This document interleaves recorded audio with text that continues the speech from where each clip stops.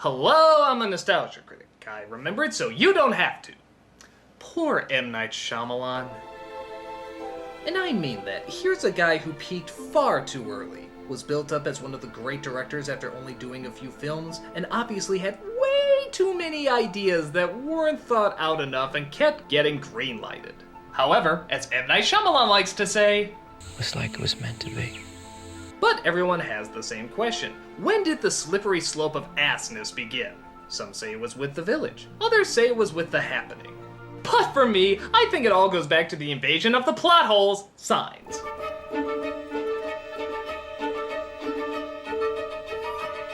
Yeah, I know the movie was a big hit when it came out. Yeah, I know the critics liked it. Yeah, I know the magazines were calling Shyamalan the next Spielberg after it premiered. Yeah, seriously, the next Spielberg. You called that one, Newsweek. Yeah, I know a ton of people did and still really enjoy this film. But you don't know any better. You don't. You think that... No, you don't know any better, okay? It's not well written, it's not well directed, it's not well acted, it's not... well, okay? So let me enlighten you as to why this film is not... well. This is Signs. We open with Mel Gibson when his name was proud to be placed above the title as opposed to being shamefully shoved into the "and" category, as he wakes up to the sound of his daughter screaming. His brother, played by Joaquin Phoenix, also goes out to check the trouble. Oh, where's Morgan? Bo. Are you in my dream too? Morgan, what's happening? Dogs are barking. Woke us up. Ah, yes. See that bland, non-expressive, dead face that only a Culkin can give you? Get used to that, folks. There's a lot of it in the rest of this movie. So they see that there are crop circles in the middle of their fields.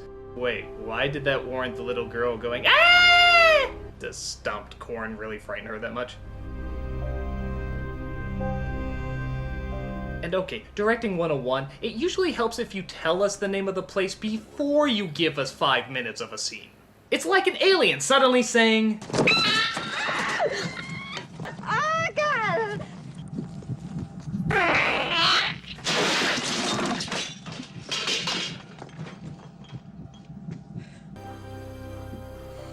Houdini peed. I think he's sick.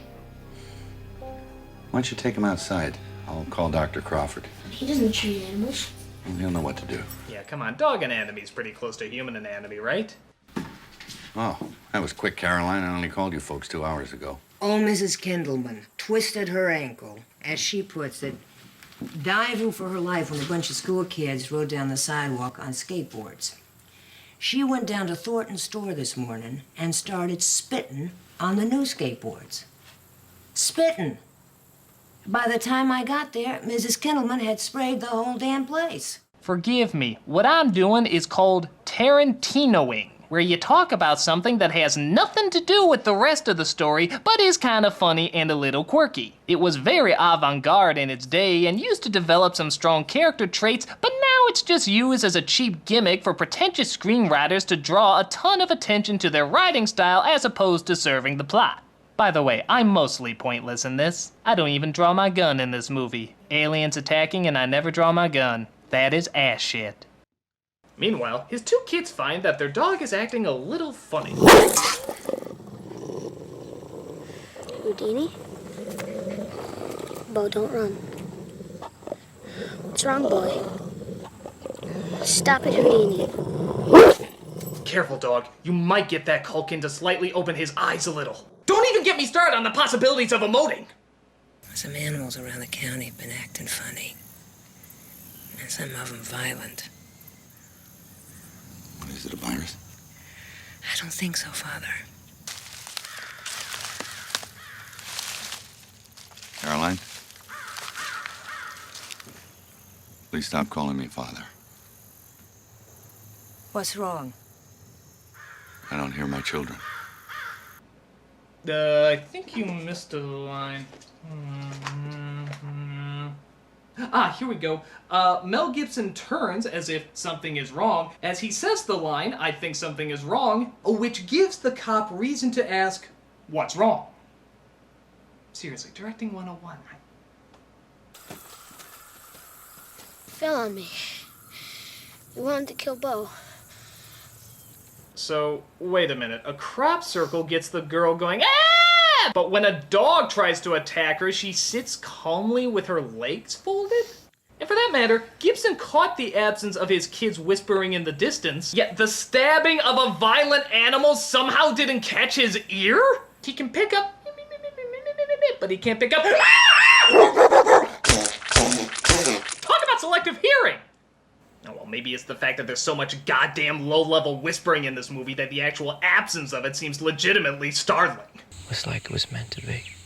That night, Gibson is woken up by another disturbance. Maybe he can't hear the crickets chirping. There's a monster outside my room. Can I have a glass of water? Oh my god, it's Black Suit Spider-Man. Stop him before he does a tap dance routine. We both go outside, move around the house in opposite directions. We act crazy, insane with anger, make them crap in their pants, force them around till we meet up on the other side. Explain that crazy. Oh, I don't know, something like this. You should just fucking smile and blow me! They see garbage spilled over, but then somehow Black Suit Spider-Man got to the roof again.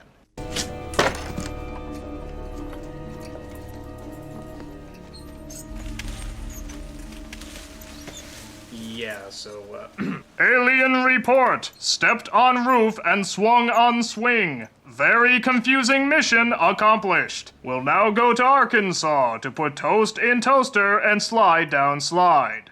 They call the cop in the morning and we partake in yet another favorite of Shyamalan's, the pointless pan across. So how are you, Meryl? Fine. How was work at the gas station? Stimulating. I never got a chance to tell you, but Now, here's the thing with these kind of shots. These can work if they're trying to get across an uncomfortable mood or unworldly environment. But through most of the movie, we're in everyday farmland, which obviously isn't that scary, and these shots are done during non-suspenseful moments. So once again, it just serves to shove the style in our faces as opposed to actually get us engrossed in the situation. But don't worry, there's still plenty of needlessly slow dialogue to suck you back in. how certain are you that this was a male? Oh, I don't know any girls who could run like that. I don't know, Meryl. I've seen some of those women on the Olympics. They can run like the wind. This guy got on our roof in like a second. Our roof is 10 feet high. They have women's high jumping in the Olympics. They got these Scandinavian women who can jump clean over me. Okay, we're sexist dicks who don't watch the Olympics. Will you arrest something? Oh, hey, aliens. Didn't think we'd see those in this movie. Pop science first emerged in the late 70s with renewed interest in extraterrestrial life. They died out by the early 80s, dismissed as hoaxes. This new resurgence is wholly different. The speed and the quantity in which it has appeared implies the coordination of hundreds of individuals over many countries. Either this is one of the most elaborate hoaxes ever created, or basically, it's for real. That's right. People years ago did crop circles as an elaborate hoax to convince people that aliens were real. But, in a friggin' unbelievable coincidence, the real aliens have the exact same way of communicating as those hoaxes. What are the fucking odds? Looks like it was meant to be. The next day, they all go into town to run some errands, and we figure out through poor exposition that Gibson used to be a reverend. Right after another pointless pan shot. It was asthma medicine, right, Father? Morgan Hess. And it's not father anymore. We also get some amazingly hokey acting from this general guy. After, you guessed it, I've had two separate folks tell me there have been strangers around these parts last couple nights. Can't tell what they look like, because they're staying in the shadows, covert-like. Nobody's been hurt, mind you, and that's the giveaway. It's a military procedure. You send out a reconnaissance group, very small, check things out. Not to engage, but to evaluate the situation, evaluate the level of danger. No, I apologize. I don't really talk this way. I'm just auditioning for a Twilight Zone episode. And that's the getaway. Make sure things are all clear Clear for what? for the rest of them. What are you, sucking on your mom's teat? Close your lips, you weirdo! Disney's Hall of Presidents is more natural than you! Shit, I know you. You're Merrill Hess. I was there the day you hit that 507-footer over the left field wall. Set the record. Man, that thing had a motor on it. Still the record, right? Got the bat at home. Why aren't you in the pros making stacks of cash and getting your toes licked by beautiful women? Toes lick? Can we get the camera off this guy? He's waving me out! I think he's the alien in this movie! He has the minor league strikeout record. Hello, Lionel. Merrill's a Class A screw-up. He would just swing that bat as hard as he could every time. Didn't matter what the coaches said. Didn't matter who was on base. He would just whip that bat through the air as hard as he could. Thanks, person who clearly has a connection to Joaquin Phoenix, though we don't know what it is and we will never see again. I will not miss you. It was like it was meant to be. They meet for lunch in a restaurant when we come across another staple of M. Night Shyamalan, M. Night Shyamalan. He plays the man who accidentally ran over Gibson's wife. Hence the reason Gibson lost his faith. But that's brushed aside for another scene where he hears some noise in his crops again. You know, for a guy who apparently owns all these fields, we never see him do any farm work. I'm not going to report this or anything you do to my crops to the news or TV or anybody.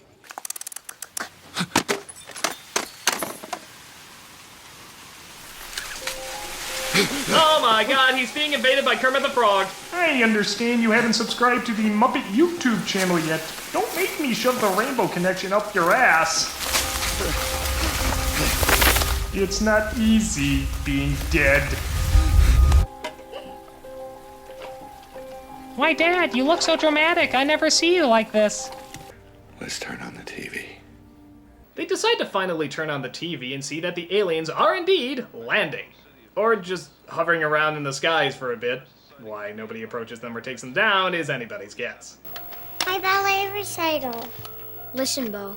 This is very important. Everything people have written about in science books is going to change. The history of the world's future is on the TV right now. We need to record this so you can show your children this tape and say you were there. For your children, Bo. What kid talks like this? It's like a fucking 8-year-old version of Morpheus. You're here because you know something. What you know you can't explain, but you feel it. You felt it your entire life, that there's something wrong with the world. You don't know what it is, but it's there, like a splinter in your mind, driving you mad. It is this feeling that has brought you to me. Whoa. This image has not been adjusted or enhanced in any way. What you're seeing is real. It's unbelievable. Everything they wrote in science books is about to change. Okay, so we're in a world where the children talk like adults and the adults talk like children. Let's hear some more of that jolting, unrealistic talk, shall we? So there are two reasons why extraterrestrials will visit us. To make contact in the spirit of exploration and furthering the knowledge of the universe. Or the other reason, they're hostile. Well, if mankind is as emotionally dead as you are, I don't think they'll learn much from us. Oh, well, these credible kindergarten drawings will certainly convey the seriousness of the book's intent. Oh, and there's also a drawing of their house on fire in the book with 3 dead people that look like them outside. My god, this obviously means... Wait, no, what does this mean? The author knows they're going to die, he met them before and did an illustration of them. Quick, a distraction before you think about it too much! Ah, that'll do the trick. Let's see what Mati is up to here.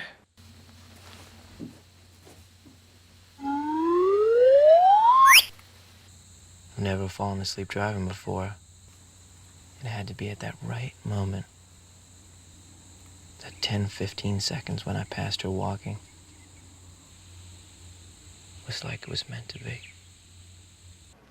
I know that's not the best thing for a murderer to tell a murder victim's husband, but... What can I say? I'm a bad writer. These places marked in crops and such, none of them are really near water. I don't think they like water. Did you see something, Ray? I'm truly sorry for what I've done to you and yours.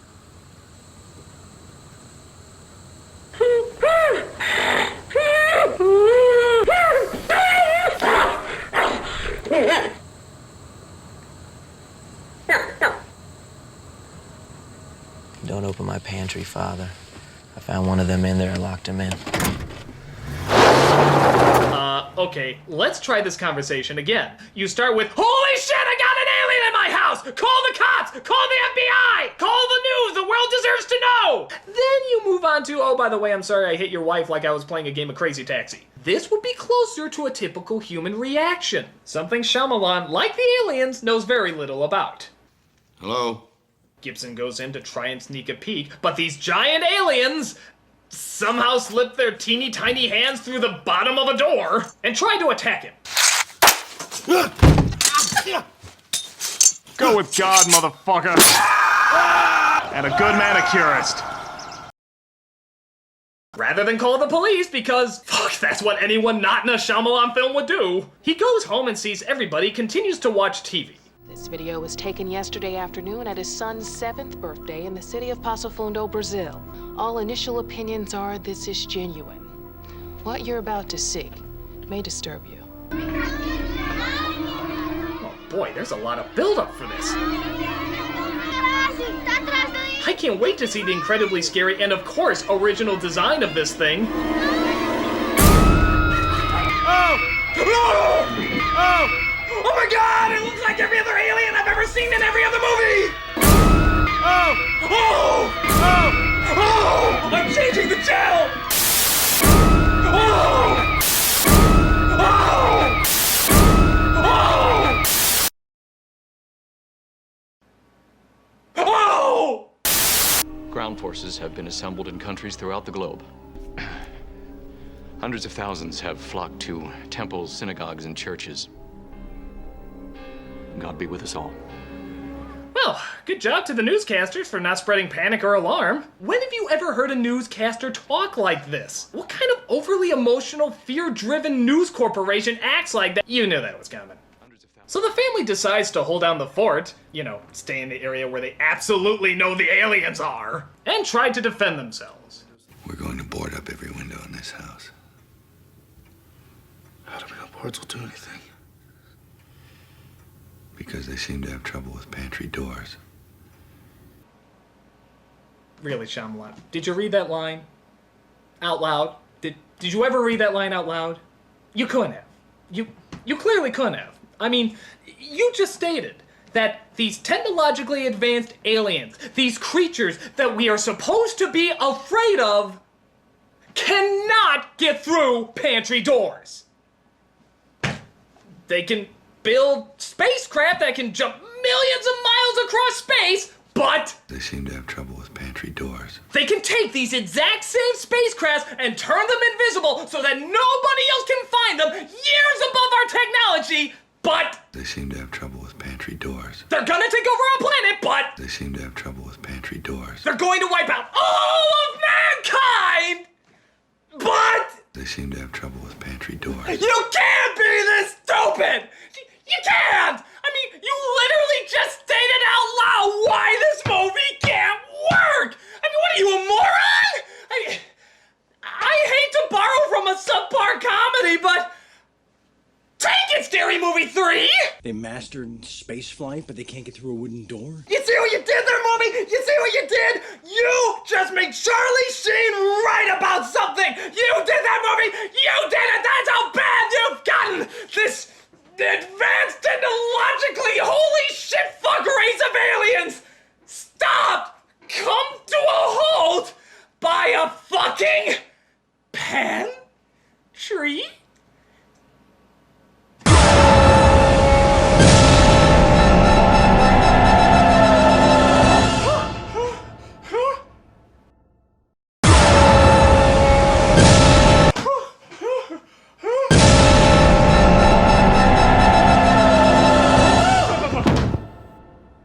So they board up the windows with wood because, hey, pantry doors are made out of wood.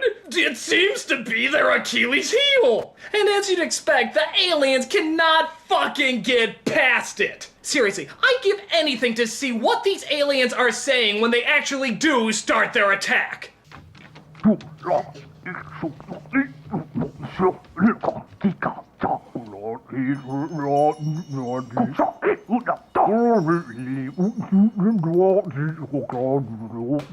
Do you know what happened when you were born, Morgan?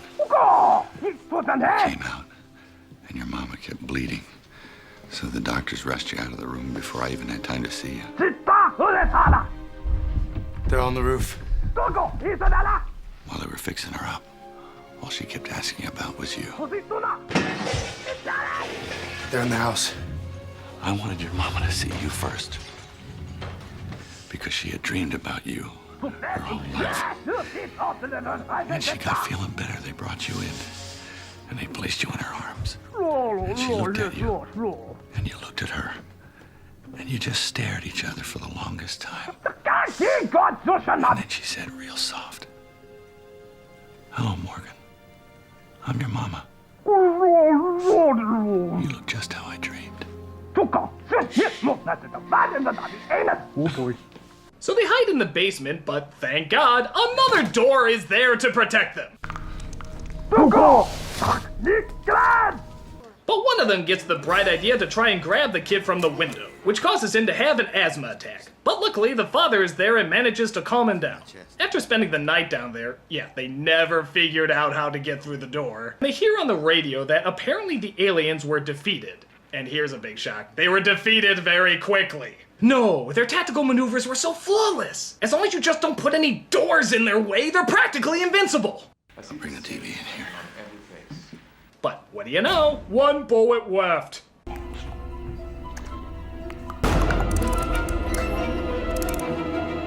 However, in a totally forced flashback, we see Gibson talk to his wife for the last time, who was pinned against a tree.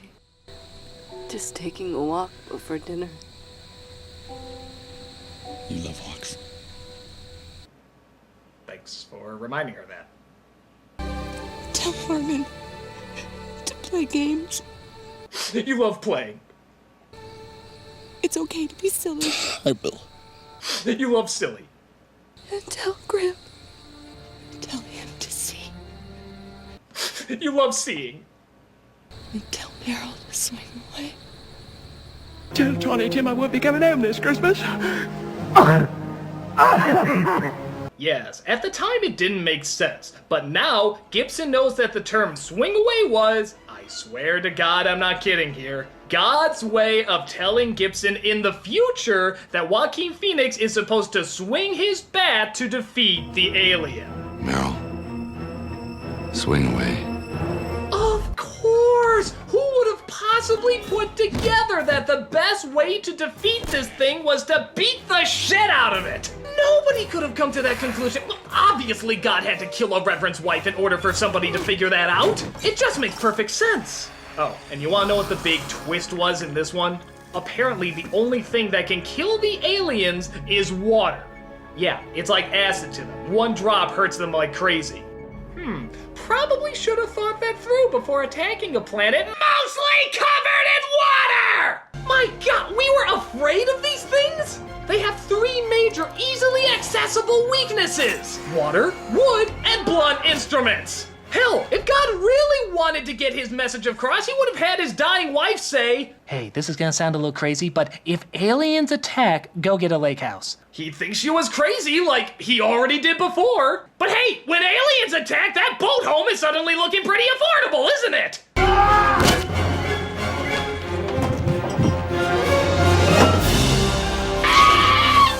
melting! Melting! What a world! What a world!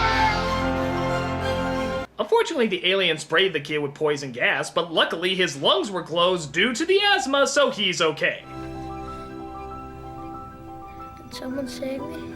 That's right! The message of the story is that everything has and always will fall perfectly into place. The day is saved, everything happens for a reason, which means that his faith is restored and he goes back to being a reverend.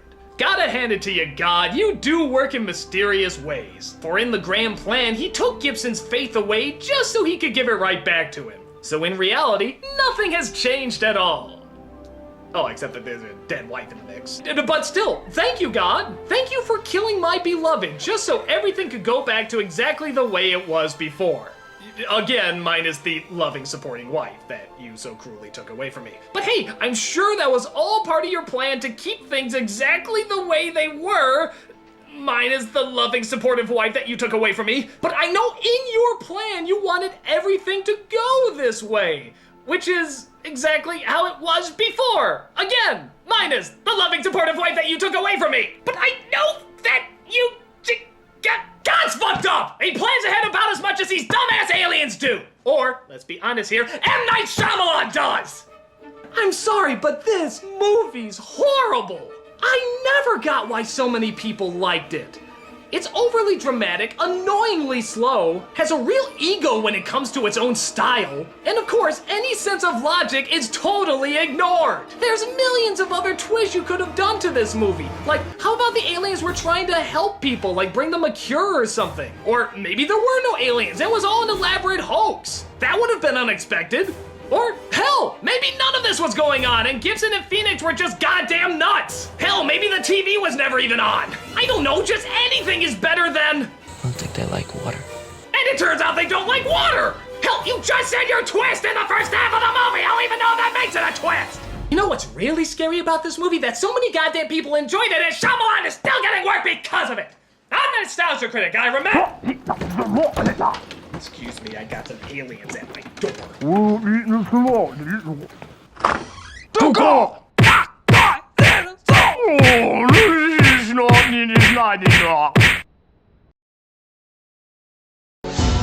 Water, earth, fire. Long ago, the three seasons lived together in harmony. But then, everything changed when the Shyamalan attacked. Only the avid jerk, master of ripping films apart, could restore balance. But when the world needed him most, he vanished. Oh, fuck this noise! Several years passed, and my brother and I discovered the new avid jerk, a reviewer named Nostalgia Critic. And although his critiquing skills are great, he still has much to learn before he can save anything. But I believe Nostalgia Critic can save the franchise. Whoa.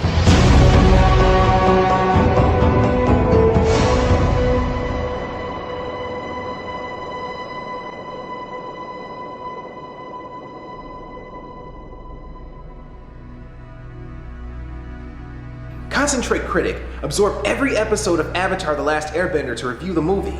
Why can't I just watch the shows again? It would take too long, and the franchise has suffered enough at the hands of the fuck-up Lord Shyamalan. That's why you need to get in contact with a past life to see if any of them have seen the show. Thus absorbing it into your memory. You mean like how you show absorb a new hairstylist? Ow! You know, I thought bloodbending was supposed to be taboo. Like, nobody should have that unlimited control. Well, M. Night Shyamalan keeps getting unlimited control and nobody's stopping him. That's true. Now concentrate harder! Wait.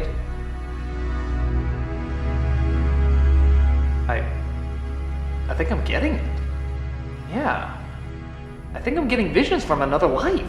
I'll just go through an episode a night. It's just the right balance. Avatar, my new favorite show. Still one of my favorite shows. My God, it's coming to me. Ingenious writing, brilliant characters, and a fan base obsessing over name pronunciation rather than the meaning of each episode. My God! It's coming to me! You got it, Critic? Yes! Avatar is one of the greatest TV series of all time! Good! Now you're ready to review the fuck-up Lord's disaster opus. But wait, just because I know about it doesn't mean the people at home know about it. How are we gonna catch them up to speed? Katara? Guitara. Spoilers. Spoilers. Spoilers! Go to this part if you haven't seen the show yet. Oh! For 4 nations exist called Earth, Wind, Fire, and Water. Till fire decided things should get hotter, invasions aren't nice, but then to break the ice, the Avatar rose to make them pay the price. Katara and Sokka help him to keep in the know, flying what looks like a white neighbor Totoro, chased by their foe, a young prince named Zuko. Don't ask him about a Scar or Rufio. The Avatar masters the elements flawlessly, toughest of toss turns a blind eye so cautiously. Avatar state opens at a great rate, but Azula serves his arrowed ass on a plate. Katara revises him, and they sing their love song, but Zuko decides to see no shit's going too long, he switches sides. At the turn of the tide. And now Aang is on fire with his smoking guide. Katara and Zuko beat Azula on the cuff, mostly because she is Cocoa for Cocoa Puffs. Aang's feeling ill because he don't want to kill, but the cowardly lion turtle says hold still. He's given the gift to depower the Fire Lord nation says whatever. Zuko can lead the horde, go and live happily in the world that is free. Just remember that it's thanks to Baldy. So that is the show, and it's good that you know because it is the best. It's good questions just going. So now that you heard, go ahead, spread the word that the best Avatar ain't that blue pussy turd. Now on with the review.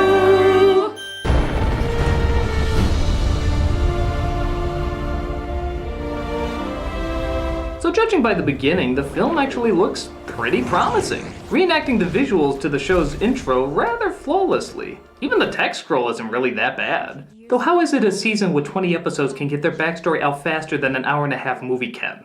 The Avatar was the only person born amongst all the nations who could master all 4 elements. And then 100 years ago, he just disappeared. But sadly, we witnessed the greatest weakness of any Shyamalan film. They start talking. My brother and I live in the Southern Water Tribe, which was once a big city. Food is scarce. My brother and I often go hunting for food. Yeah, way to use food twice in the same sentence, Academy Award-nominated writer. Our father's off fighting in the war.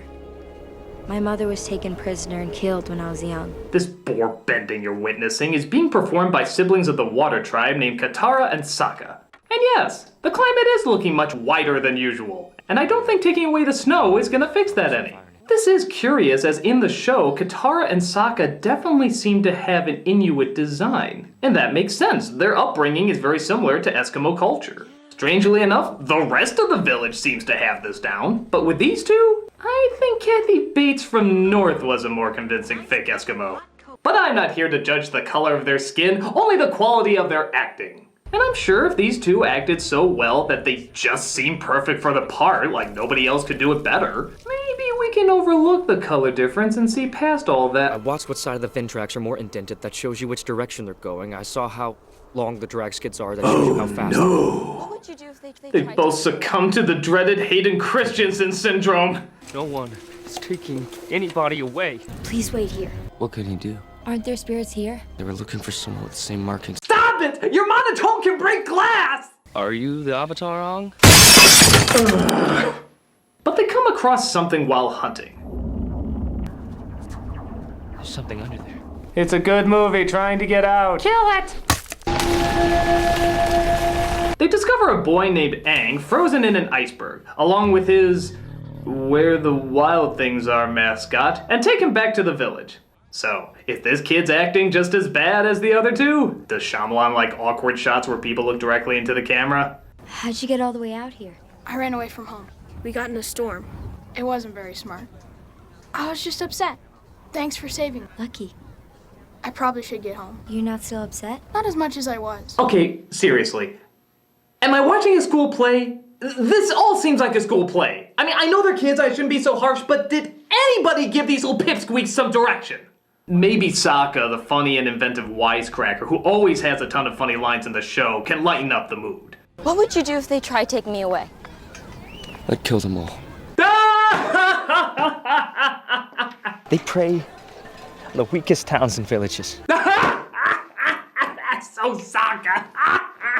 Please don't do this. There must be another way.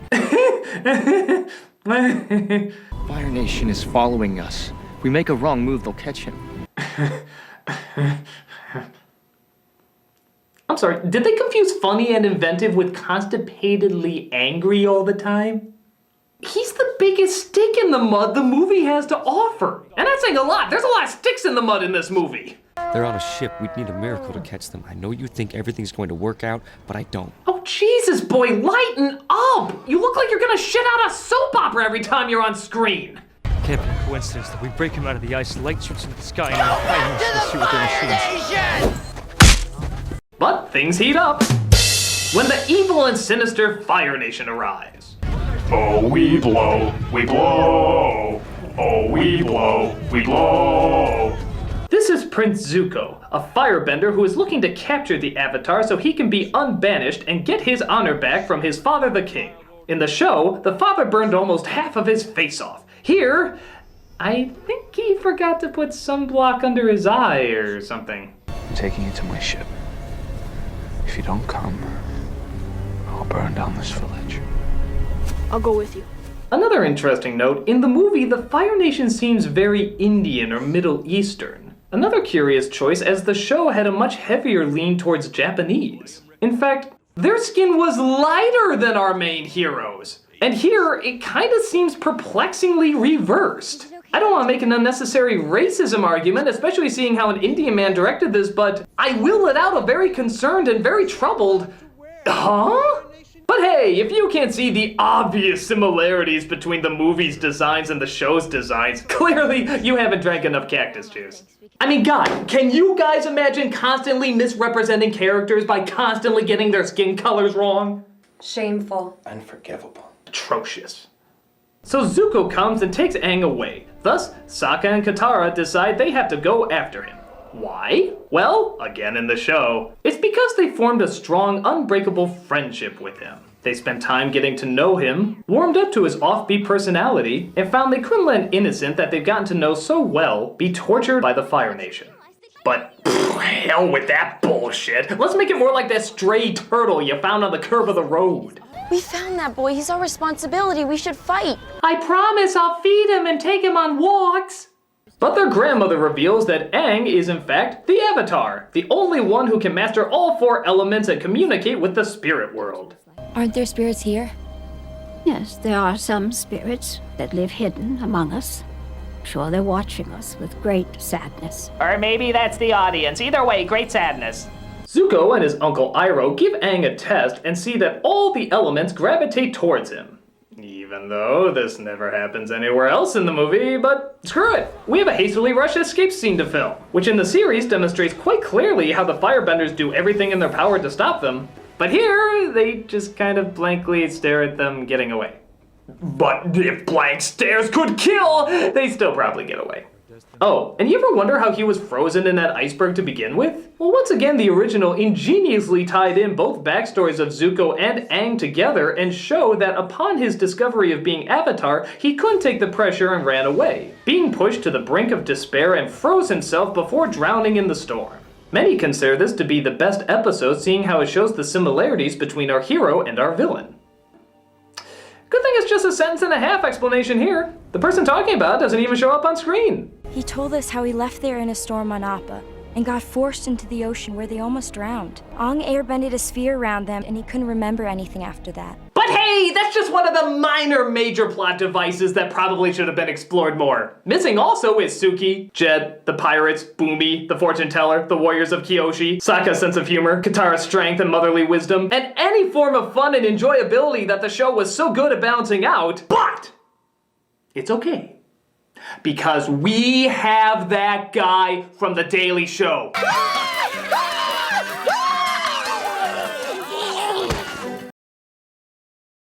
So Aang and his team travel to his home in the Southern Air Temple, where he thinks he'll find the monks that raised him. Monkey Atsu's gonna try and jump out and scare me at any moment.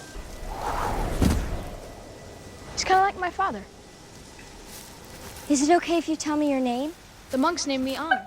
Wait a minute! You traveled all this way, all this distance, and not once did you ever ask him his name? You know, for a kid you claim to be your responsibility, getting his name might be the most important step in protecting him. Imagine if you did something basic, like lose him in a crowd. Help! I've lost my little boy! He's my responsibility and I can't lose him at any cost! Well, what's his name? Starts with an A, I think. Alistair? I'm gonna say yes.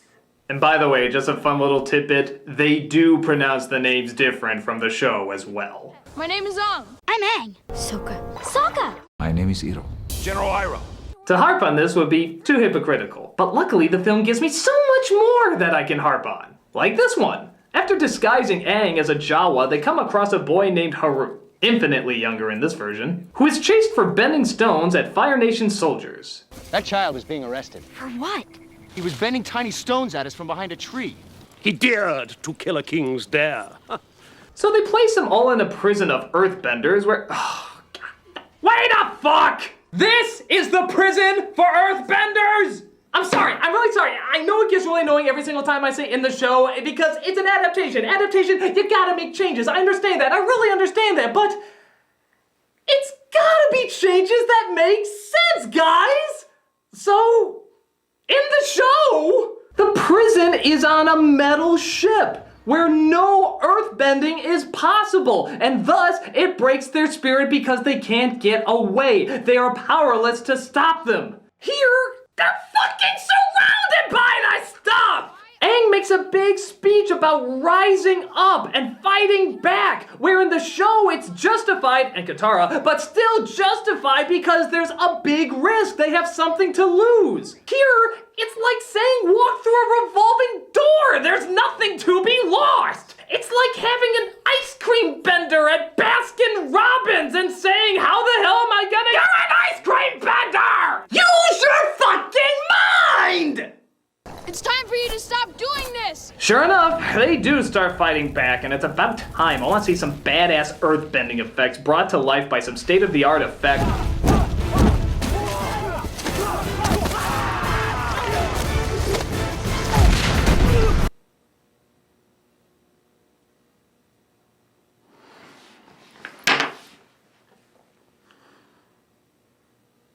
Is that really the extent of your imagination, Shyamalan?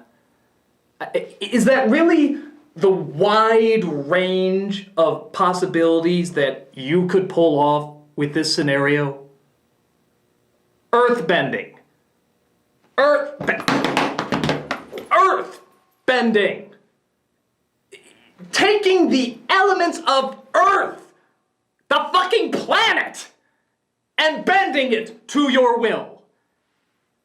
And this is the poor fuck-ass piece of shit you could come up with. Okay. Let me give you a crash course, or a reminder, as someone who has clearly seen the show, what just one earthbender can do.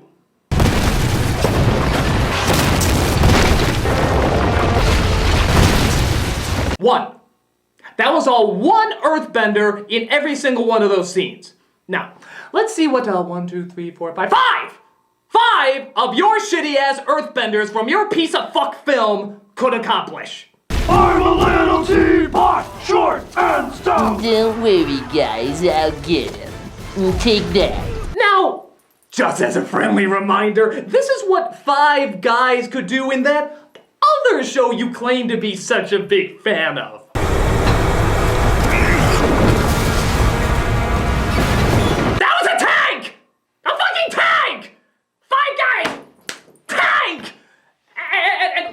What did your pussies do again? Your version? There! Your version? There! Your version there! Your version there! Your version there! What's the matter with you?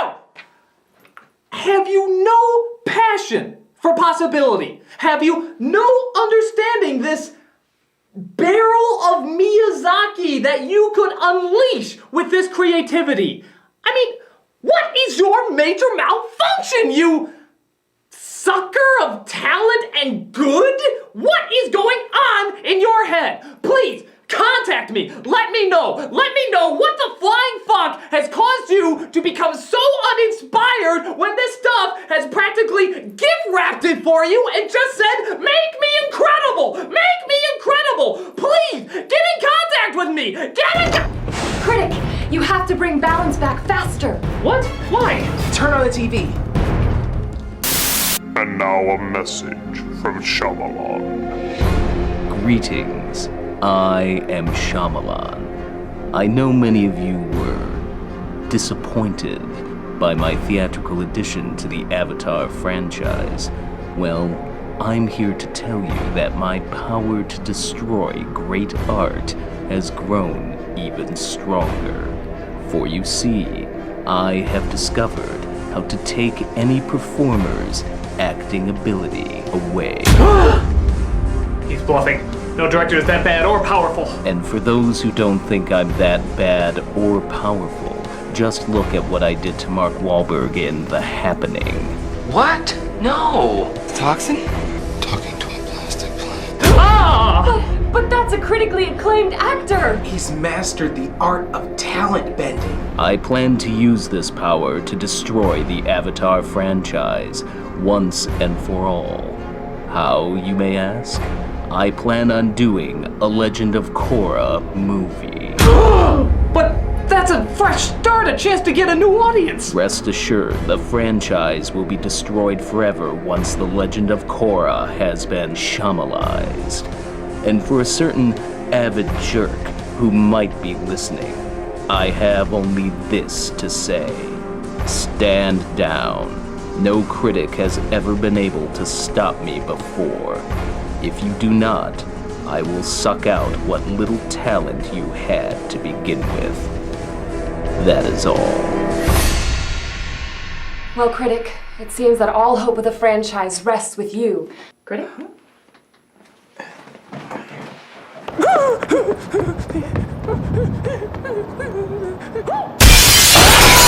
My cabbages! Are you sure we have the right guy?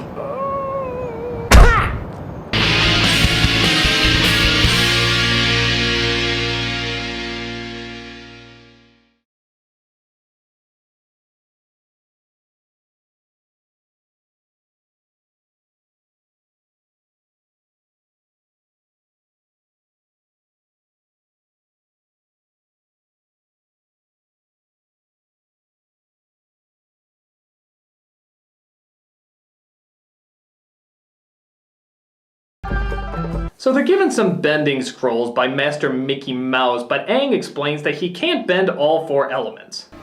We should go visit some of these towns on. I need to tell you something. I ran away before they trained me. Lay off the close-ups, guy! He looks like he's transforming into Paul Giamatti! Christ, you can practically see their breath on the lens, they're so close! Water comes after air in the cycle. Air, water, earth, fire. They decide now to finally go to the North Pole to have the Great Masters teach him waterbending. Meanwhile, Commander Chow, I guess, is talking to this other guy who puckers his lips so much I swear he's waiting to be kissed by him. Our spies have discovered someone claiming to be the Avatar. They describe him as just a boy. We should set a trap for this person. Let's hope, for your sake, my son doesn't find this person first. Wait a minute. That's the Fire Lord? That's the great badass villain in all this? That's the Show? Do your thing! The Fire Lord was built up big time, always kept in shadow until the final season. He was like the Dr. Claw of this show. And when he finally was revealed, he wasn't a monster or anything, but he was still intimidating. Even the picture Zuko stares at in the film looks like the original Fire Lord. But this is the most common, non-threatening person you could put in this role. It's like they grabbed a guy at the grocery store and dressed him up as Biggest Dickus. Hell fever! Hell, Biggest Dickus is more intimidating than him. He at least is played by an actor I know is dead, which kind of has the ghost value. It's more intimidating than this. So Aang goes on his own to the Northern Air Temple to see if he can find any monks. He finds a villager who shows him a room filled with all his past lives. And in my opinion, the majority of the problems with this movie can be summed up right here. See if you can spot why. How did the Airbenders know you were the Avatar, little one? They gave me a test, put 1,000 toys in front of me, and asked me to choose 4. I said I chose the same 4 objects that belonged to the previous Avatars. Don't see it? Allow me to explain. You have a great setup for an emotional moment. Aang is seeing all his past lives. The power and weight of who he is should hit him at this very point. But instead, what do? Try to explain more exposition. There's a ceremony when everyone bows to me. That's when I accept my role as the Avatar. But when everyone bowed, I didn't bow back. And that is the problem. Whether you're aware of the show or you're not aware of the show, the movie is all explanation with no humanity.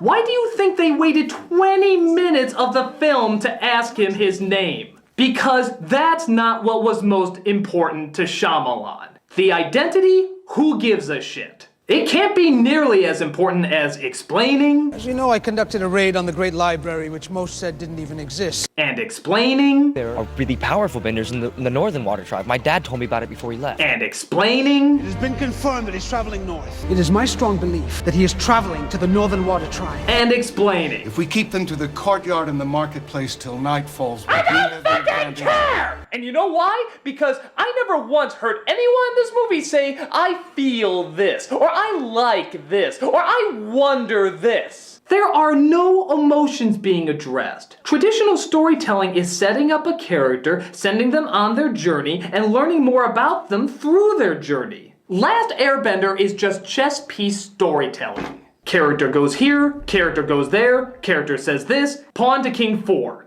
So in this scene that should have been the emotional pinnacle of our main star, it's just more explaining about what happened rather than why it happened. So you pardon me if rather than be concerned when the villager betrays him to the Fire Nation, I ask that you remind me what you revealed about him that's worth giving any investment whatsoever. This isn't me being angry that it's different from the show. This is me being angry that it's missing the most essential element of telling any story. If the character can never express any emotion, why should the audience ever express any emotion? But yes, while we're on the subject, that does make this possibly one of the worst adaptations of all time. A show that created such memorable characters, characters you almost believe were real, you wanted to be real, you wish they were real. Being portrayed as the most stock, boring, empty vessels of just explaining more plot is about as insulting to an adaptation as you can get. By God, it's one of the few times I'm glad the characters I love so much aren't real. Could you imagine them actually seeing how they would be represented in movie form? I fucking cringe. I saw how long the drag skids are. That shows you how fast they're going. This is pathetic! My jokes are way funnier than this! The scroll we had was proven to be helpful. Aang was practicing. Well, that's just silly. I don't sound like that. I left a few days ago. You're lying! I don't do that! That's not what I'm like! Who are you? What's your name? They make me look totally stiff and humorless. I ran away from home. We got in a storm. I was just upset. Thanks for saving me. Lucky. I probably should get home. You're not so upset? Not as much as I was. Horrible. I'll say. No kidding. You said it. But the effects were decent. Thus we continue with our Season 1 Wikipedia recap as a character called the Blue Spirit breaks him free and they fight their way out. I smell a Shyamalan long overused tracking shot coming up.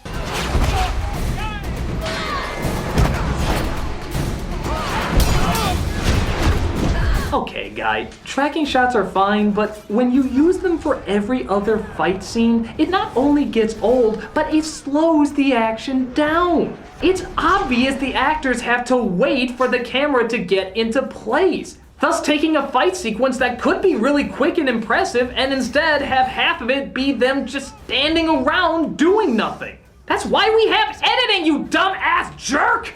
If part of the shot didn't work or was hard to see, you edit it out. But here, screw it. I just want to show off that I could do this in one shot. Okay, great. You can do it. It looks cluttered, slow, and incredibly awkward, but fuck, you could do it. Give that man a tediously obnoxious directing award. I think it's the same one that went to this person just a few years earlier. Why are you doing this? Who are you?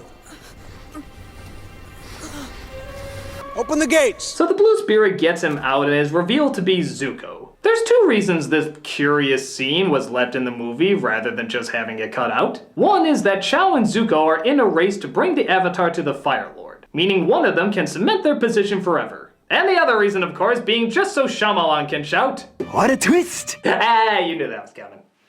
You think my son is this person the soldiers are calling the Blue Spirit? Yes. I recognized his mouth.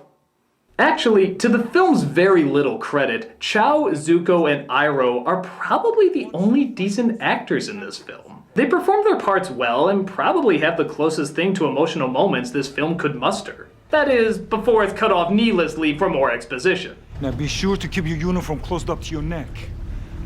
And remember, your cheek can warm you. I know, Uncle. By the way, nephew, as your uncle, I care for you very much. Oh, more story, sorry, more story. So Aang and the team finally make their way to the North Pole, and, oh god, is this it? This has gotta be it. Please tell me this is it. Oh my god, it's even more phallic than I imagined! The stories were true. Gaze into the holy grail of comedic possibilities. Oh my god, there's too many jokes to choose from. Oh, which one should I go with? This one! Hey, what did she use for a headband? A censor bar? Oh, magnificent! Oh, thank you, Shyamalan. Thank you for your unintentional hilarity. You're welcome. Now, It's Shyamalan.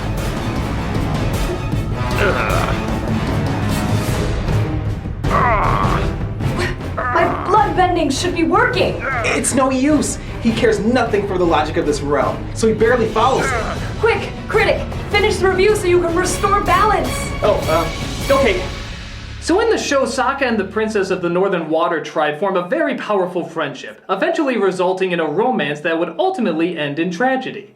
Let's see if the movie does too. My brother and the princess became friends right away.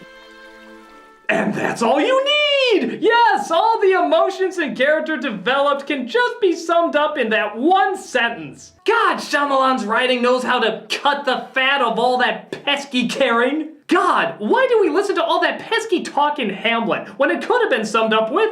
The prince didn't like his uncle. Hijinks ensued.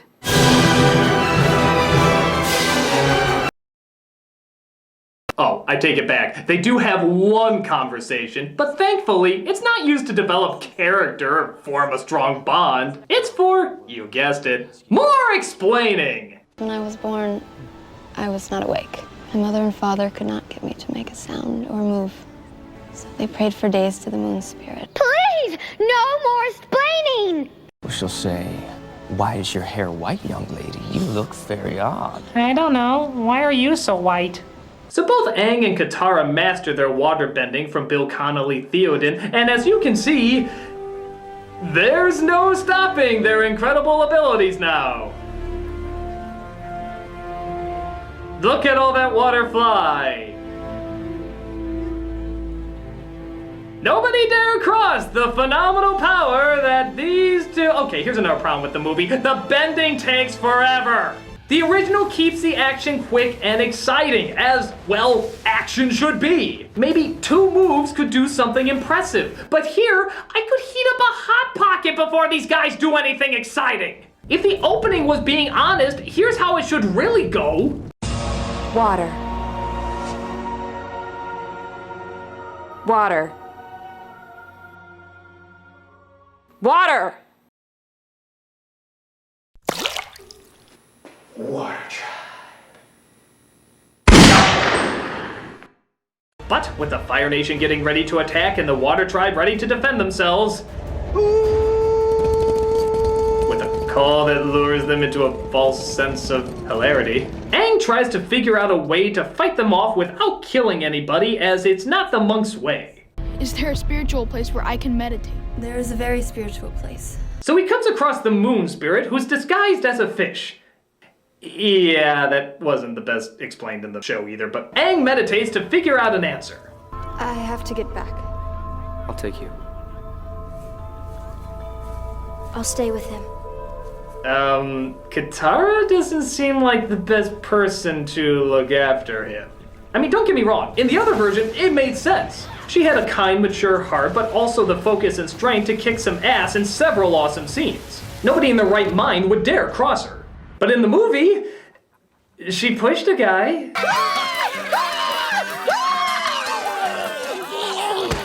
Well, maybe she'll finally be allowed to show her real strength when Prince Zuko comes and tries to take Aang away. And seeing how she made it very clear how Aang is her responsibility, she's gonna do everything in her power to make sure nothing happens to him. And you suck! Katara and Sokka, as useful as no smoking signs in college. But Aang wakes up and escapes Zuko through the most masterful approach possible.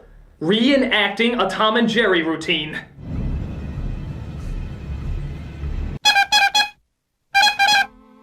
But things go awry when Chow finds the moon spirit and kills it, destroying not only the moon, but the tribe's barely impressive waterbending. You have been anointed by the moon spirit. He gave me life when I was a child. Then there's still a chance. But since the princess was given part of the spirit to save her, she sacrifices her own life in order to put the moon spirit back in its place.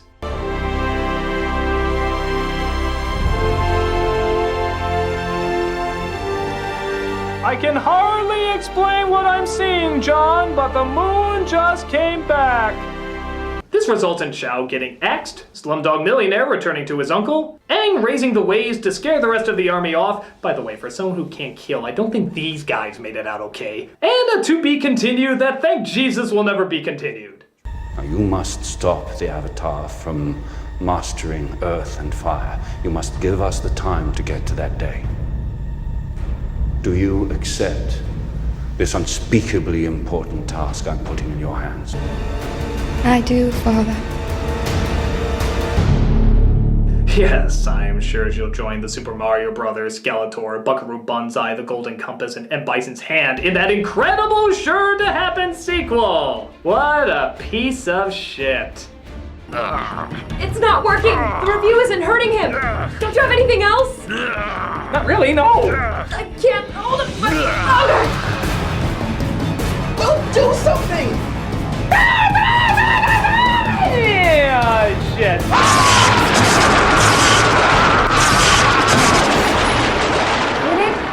Too late. He's been Shyamalanized. Hi, guys. I just want to stand directly in the middle of the shot and stare blankly into the camera. Oh no! You two are next. Critic, it's not too late. Get in contact with your other life. Meditate. He'll come to you as a spirit animal. Quickly, there's no time! Okay, I'll try.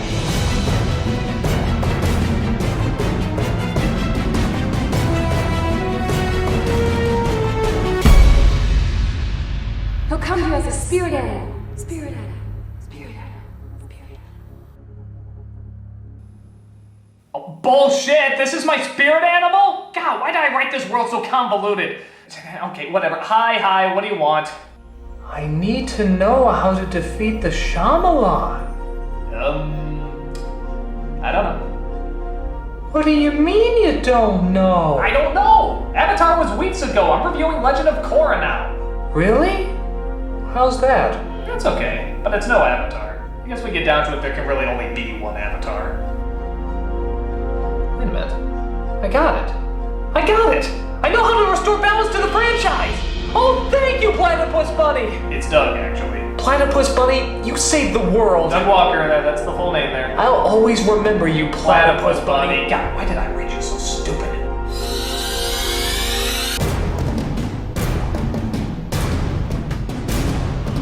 Wait a minute! Guys, I figured it out! I know how to save the franchise! How? Do nothing! You're right, we got the wrong guy. I blame myself. You should. No, you don't understand. The franchise was never out of balance to begin with. The movie is awful, the acting is awkward, the writing beyond lazy, and it fails both trying to be a faithful adaptation and a standalone movie. But it could never be a standalone movie because there's only one Avatar, the series. It was perfectly paced, perfectly performed, perfectly animated. It was that rare anomaly that chances are could never be recreated. And there's no reason to change it. It's like trying to make an opera by Mozart better. You can't do it. Every note is where it needs to be. I'm sure there'll be different adaptations in the future the same way people did with Looney Tunes or other timeless characters, but the point is the original characters are still timeless characters, and nothing anyone can do can change that.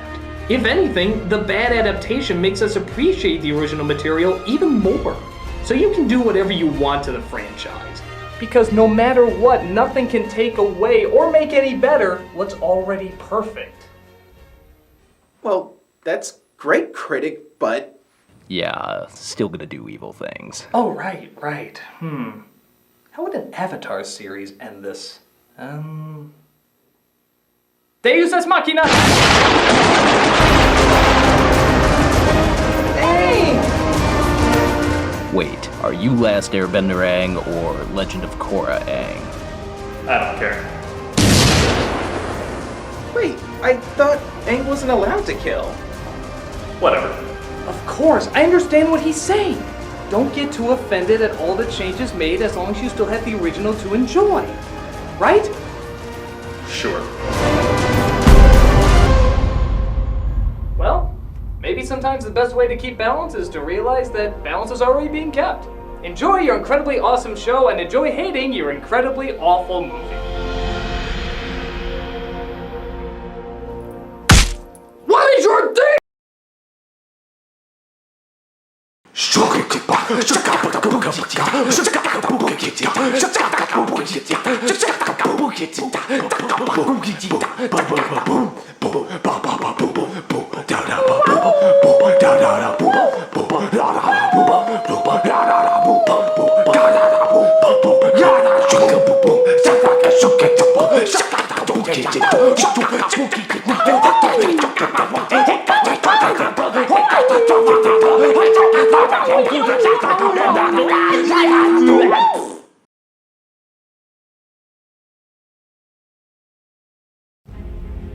Fear is not real. The only place that fear can exist is in our thoughts of the future. It is a product of our imagination causing us to fear things that do not at present or may not ever exist. That is near insanity. Do not misunderstand me. The danger is very real. Fear is a choice.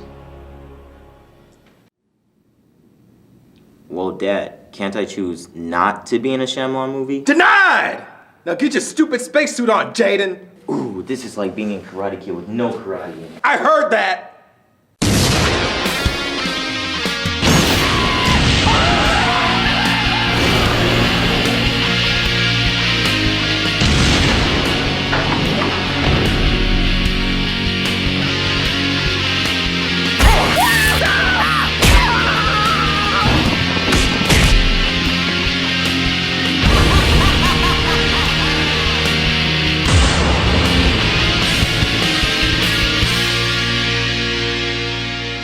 Hello, I'm the Nostalgia Critic guy. Remember it so you don't have to.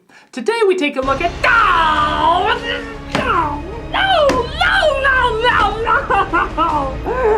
God, no, not that one, not that one! Oh, boy, oh, come on, you stupid, it's dumb, I can't mind doing the flying,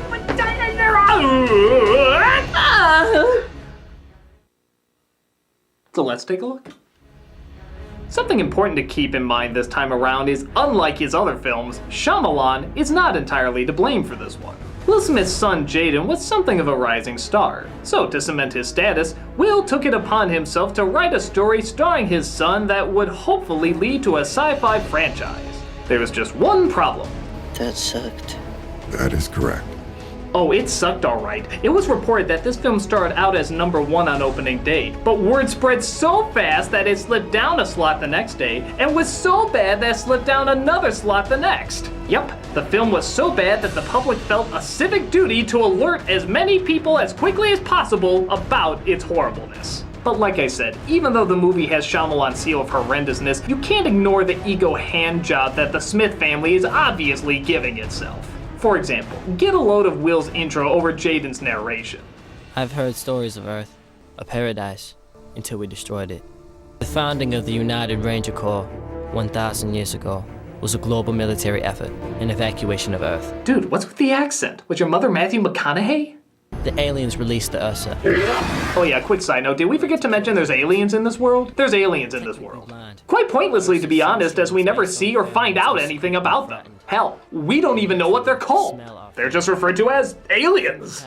It makes sense if they had them be the ones that destroyed the Earth, but then we couldn't get our man anal flux environment message that I'm sure this film is the first one to introduce.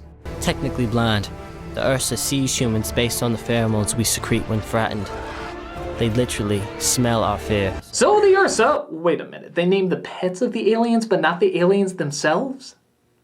Jesus, guys! Start wiping the human race out, but then a lone hero writes himself into the story. And that answer came in the form of the Prime Commander Cypher Rage. I'm sorry, what was that totally run-of-the-mill average name again? The Prime Commander Cypher Rage. Was Lieutenant Man Awesome already taken? Look at this shot. It's like the penis compensation of introductions. The Hummer, pickup truck, and convertible all roll into one. He's believed to be so completely free of fear that to an Ursa, he is invisible. Will, everybody already wants to be you. You don't need to build yourself up like this. This is like Hugh Hefner trying to convince us he can shoot lasers from his eyes. There's just no need. We're fucking jealous enough. So in the Nova training grounds, we see a young group of students wearing the same skin-tight jumpsuits that are pretty much worn in every fucking future movie. Don't pass him. That's Will Smith's kid. Oh. Your test scores are very impressive. In the classroom, you are an outstanding Ranger, but in the field, you collapse. How? You never showed us an example of that. I'm not advancing you. Jesus, I've said this a million times, Shyamalan. Show, don't tell. Or at least have what you're showing match up with what you're telling. Based on the 2 seconds from what we've seen, how is he not performing well? Is it because he cut in line while running? I think an etiquette course could clear that right up. We then see Cypher Rage come home to a world so clearly technologically advanced that apparently they need rubber bands on their chopsticks. I was not advanced to Ranger. You were not advanced to Ranger. I was not advanced to Ranger, sir. As you can see, Cypher Rage, I'm sorry, that will never not be funny, is a man who has built his life around having no emotion so he can defeat the enemy. Except for this very strange out-of-nowhere spaz-out. Are you asking me or telling me? May I go to my room, sir? Denied! Sit down! It's weird because he doesn't act like this at all throughout the rest of the movie. Even in scenes where he should be angry, he plays it very bland and dull. Most of his performance is like watching the dead corpse of Mr. Potato Head, yet for some reason he blows up here. May I go to my room, sir? Denied! Sit down! You will not make me have an emotion in a Shyamalan film again!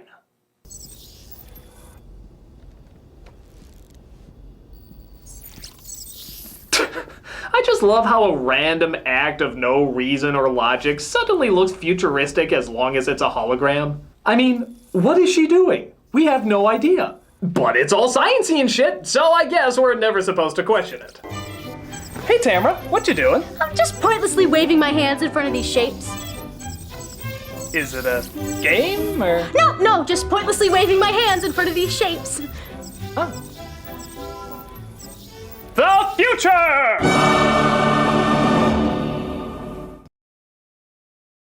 Last visit to Iphitos. Flying tomorrow. Supervising training. And after it's completed, I'm announcing my retirement. Well, clearly you've retired from this performance, so I think it'd be a very smooth transition. Maybe I'll work with you. That boy in there is trying to find you. He's a feeling boy. Ha! He's an intuitive boy. I'm sorry, I've seen pet rocks that feel more than this kid has. He needs a father. So, being a feeling boy with a father who wants his family back, they decide to finally look the issue in the eye and confront it, even if it takes hours. Pack your bags. You're coming with me to Iphitos. Good talk there, son. Next week we'll talk about the death of your kitten. Oh, did I forget to mention that? He's dead. So before getting on the Blackbird, they're approached by a soldier who Cypher Rage apparently saved in war. I was on the plateau. You saved me and 4 others. I just came from seeing my baby girl's face for the first time. As you see, it's spawned no emotional impact whatsoever. Stand me up. That won't be necessary, Ranger. Then stand me up.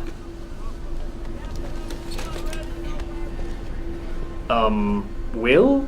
Could you explain why in your story a man who can still use one leg is in a wheelchair when clearly he should just be using crutches? Denied! Okay! So while on the ship, Jaden walks through a toothbrush door, cause, you know, the future! As it seems, they trapped an Ursa on the ship. Authorized personnel only. Might want to go easy on him, Sarge. That's the Prime Commander's son right there. Oh, well, in that case, I better scare the living shit out of him. Maybe it'll get me a promotion. Your blood is filling with adrenaline right now, whether you know it or not. Your heart's beating faster. It's getting a little harder to breathe. Your neurobiological system is telling it to run, but your knees are too weak to move. You close your eyes and hope that this is just imagination. She sees you, kid.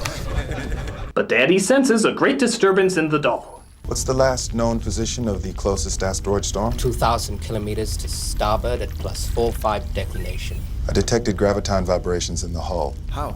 Graviton buildup could be a precursor to mass expansion. You know, I'm sure the actors on Star Trek have no idea what they're saying, but at least they act like they have some idea what they're saying. You sound like a Will Smith GPS. The pull of our own graviton wake could set the thing off. That storm could be on us in minutes. But sir, mass expansion is 1 in a million. Let's just hold course and hope I'm wrong. So, just to go over our choices, it's either alter the course slightly or risk every single person's life on this ship. Well, the button's all the way over there. Engines 1 and 2 are offline. We're losing her. Can you travel us out of here? Where? The anchorage, La Silla, it's closest. No confirmation signal, sir. Travel us now. As you can see, I've been trained to emotionally detach myself from any intense situation. Just don't ask to leave the table before finishing dinner. I will deny you. So they find the nearest planet to land on, which is of course Earth, as the ship is split completely in half and everything inside is almost totally destroyed. Except for our hero, who somehow doesn't have a single solitary scratch on it. What the fuck?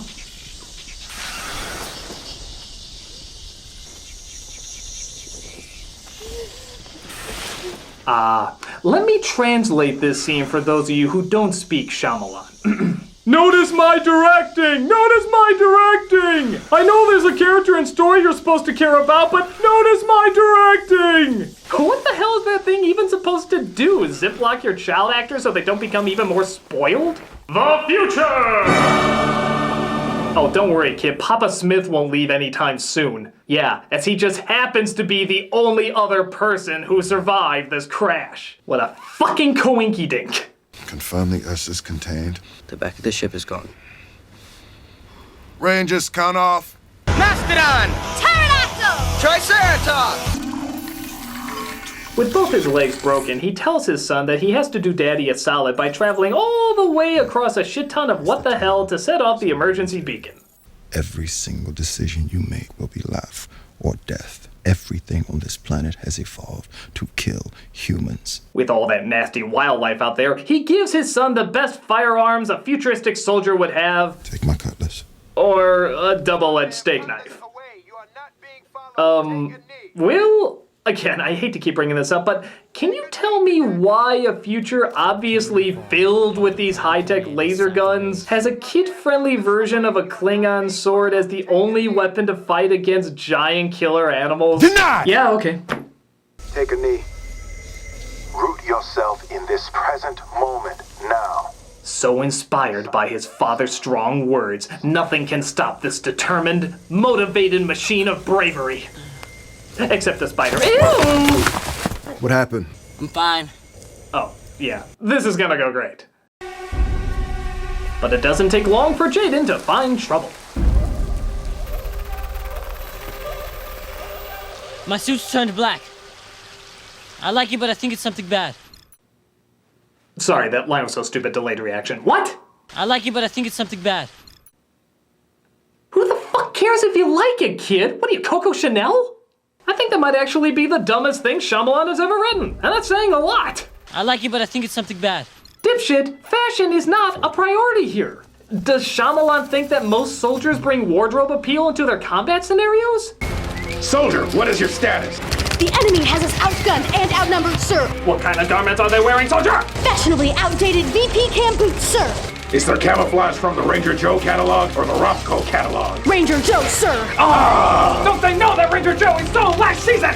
Please tell me your top combats their blasé fashion sense. Sir, I've got on a black SWAT vest and a black standard issue top. What about the bottom, soldier? I've got a beautiful Bohemian Banana Republic skirt with a pair of wonderful flower shoes. Do the shoes match, soldier? Do the shoes match? Yes, they do, sir. Good. For a second there, I thought we were going to be underdressed. I'm hit! But at least you died fabulous. So it turns out the suit he likes senses danger. Danger in the form of bloody baboons. Do not move. Recognize your power. This will be your creation. You know, Will, you could give the epic talk a little break and maybe speak a bit simpler. Like, don't throw rocks at them. Don't encourage them to get reinforcements. Don't make noise while swinging your bullshit stick. And don't run away, enticing them to chase you. I'm just saying, it might work better if you don't speak trailer-ese. He outruns them despite how clearly slow he is and that they always just look a few steps behind him. And he does it just in time to listen to, I know you're excited for this, more bland dialogue. I go for my cutlass. Shoots his pincer right through my shoulder. Next thing I know, we're over the cliff, falling 30 meters. God, I am so sick of this Shyamalan speak. The slow talking, the blank stare, the fact that nobody ever uses any goddamn contractions. We are all telling ourselves a story. I am dedicated. This will be your creation. We were not alone. You do not know. You cannot leave. Do not move. And he does not need a commanding. Do not misunderstand me. Why are you afraid of the apostrophe? What did the apostrophe ever do to you? Did the apostrophe kill your family? Did the apostrophe have you co-sign on a loan that you knew you couldn't pay back? Tell me, Shyamalan, tell me so I can finally start fucking understand the stupid dumbass shit that you put in your movies! God, it's so terrible! Cadet, you will get through this movie. I'm trying, Will Smith, but you just chose the dumbest ass director that you could for this project! God, help me get through this! It's all right, Cadet. I know the story's a young adult book for 5-year-olds. I know it's directed by the most egocentric fop since Brett Ratner. But you will get through this movie. But it's so hard, Will Smith! You just made it so stupid! All right, take a knee. Ow! You can run, and you'll live, at least for a while. And dying on your bed many years later. But would you be willing to trade all the days, from this day to that, for one chance, just one chance, to come back here and tell your enemies that they may take our lives? That's Braveheart. What? Braveheart. You're quoting Braveheart. The night is darkest just before the dawn. That's the Dark Knight. Do or do not. That's Star Wars. Do unto others. That's the Bible. Do wadiddy. That's gibberish. 2 + 2. That's basic math. You have nothing original to offer, do you? You are every wise, tough mentor that has ever existed in anything ever, aren't you? How about this one? 2 eggs, a cup of sugar, a half a cup of butter. That's a recipe for cake. And yeah, I got nothing. Leave the story to the storytellers. Wait, I have 2 other kids to promote. Nepotism. Right?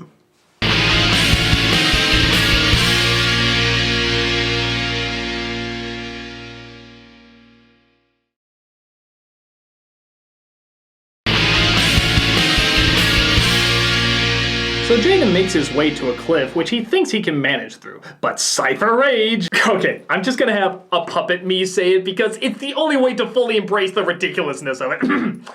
But Cypher Rage thinks it's too dangerous for him to jump. Abort mission. Return to the ship. No, Dad! The hell was that? No, Dad! What, did Christopher Walken go through puberty backwards? No, Dad! No, Dad! You wouldn't give any other ranger that order! You are not a ranger. You're wrong! I'm not a coward! You're the coward! I'm not a coward! I'm not a coward! You hear that, audience? I don't need an adult to get me through a movie! Unless it's Jackie Chan, Keanu Reeves, or my own friggin' dad. Twice. He jumps off gliding through the air until a giant eagle picks him up and feeds him to her young, who apparently doesn't believe in cutting up her food. But because pacing is an urban myth in this movie, a group of mountain lions immediately attacks after he wakes up.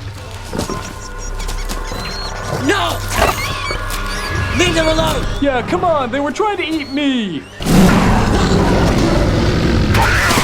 So even though he tried to save them, the lions killed all the baby chicks, which means dinner for one, I guess.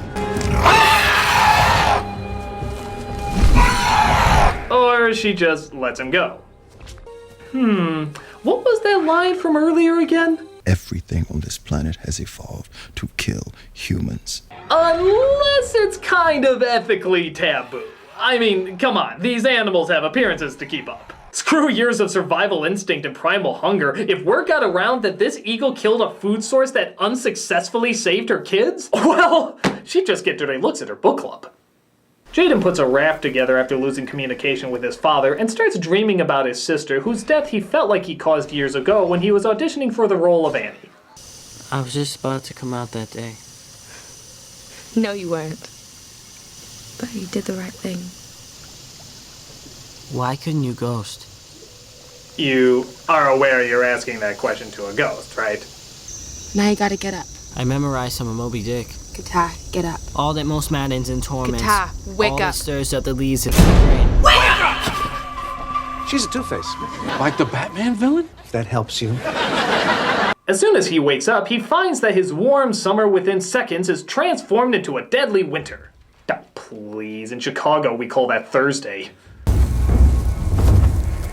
He seems done for until something seems to pull him into a warm spot. As the winter melts the next morning, somehow not killing any of the green plant life. Can I get a... Denied! That's what I thought. He takes a gander at who came to his rescue.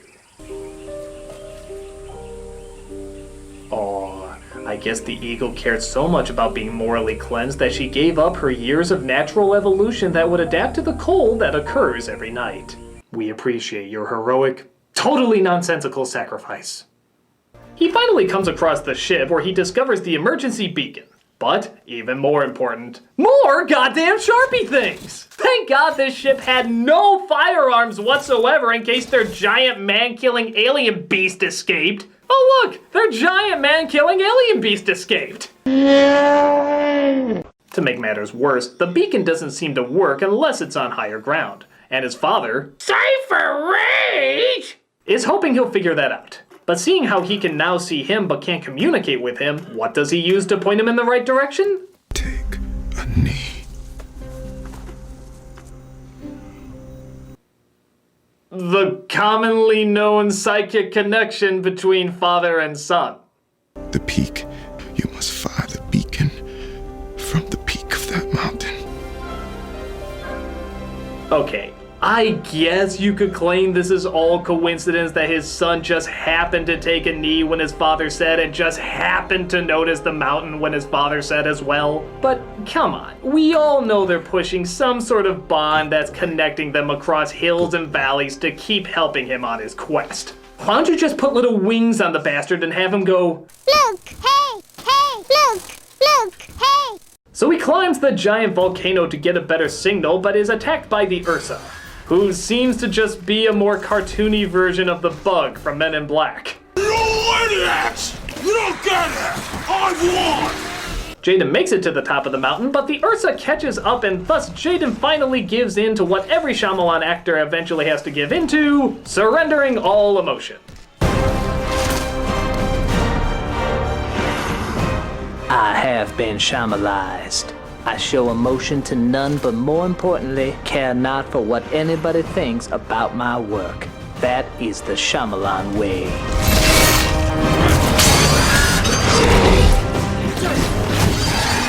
Will Smith does his interpretation of the audience's interest. Boring.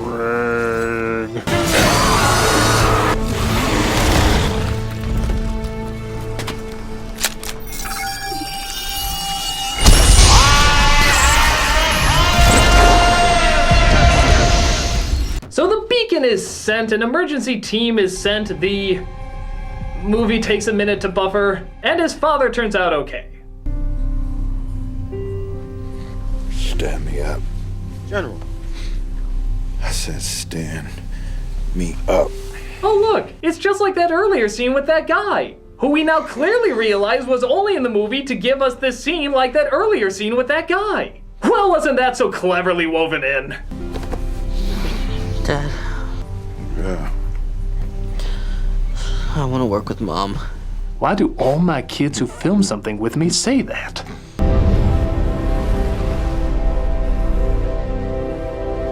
And that was After Earth, better known as Shyamalan Bomb number 5. I'll give it credit that it's not as bad as some of his other films. I mean, at heart, it could actually be an entertaining kid story, and I think Jaden Smith could pull off a good performance if he had a better script. He's certainly done it in the past, but this is certainly not the performance, and this is certainly not the script. It reduces one of the coolest actors ever to a lifeless onion ring. It looks and sounds like every sci-fi film you've seen in the past 20 years. And just like most Shyamalan films, the pacing, acting, and writing are all pretentious, nonsensical, and dull as shit. It makes no sense, it's not interesting, and half the ideas in it are just friggin' insane. Especially that scene with the father-son bond. I mean, how did that add up at all? Critic will go to the internet and tell all your fans that the movie was great. Damn it, Will Smith, we're not even father and son, so even by your movie's logic, how does this make any sense? Through the magic of contrived Shyamalan twists. For you see, I am your father. No, you're not. Brother. Nope. Sister. Ew. Puppy. Not a person. French vanilla. Now you're just naming coffee creamers. Fine. I'm really Shyamalan. Aw, damn it, am I really so predictable? How are you even here? I've killed you 2 times! I'm Shyamalan. Nothing with my name on it makes any sense. If you want continuity, go watch a Linkara video. Ho ho ho ha ha, ho ho ho ha ha ha. Why does everybody keep on hiring me? All of my work is shit. Why does everybody keep on hiring me? All of my work is shit. Hey, Malcolm. Hey, Critic. Did you know 1/3 of the world's oranges are grown in Brazil? What an odd thing to say. I guess it's my quirk. Oranges. Okay, I'm gonna go shoot the review now. As you know, there are 2 types of people in this world. Those who believe that evil is good and those who believe that evil is evil. Tamara, why are you spewing that sloppy, unfocused philosophy? I hear you whispering. Plan on stealing something? Why is nobody talking right today? Plan on murdering me in my sleep? What? No. Wait a minute. It's affecting me now. Around 85% of oranges are produced for juice. Oranges are domestic. As you know, the world is filled with people who do not understand the ramifications. Well, now that you're here, I might as well make you supper, although I really don't know why. During his second voyage in 1493. I have to simply because I'm kind of crazy. My God. I know what this is. I know what's going on here. This is the Shyamalizing.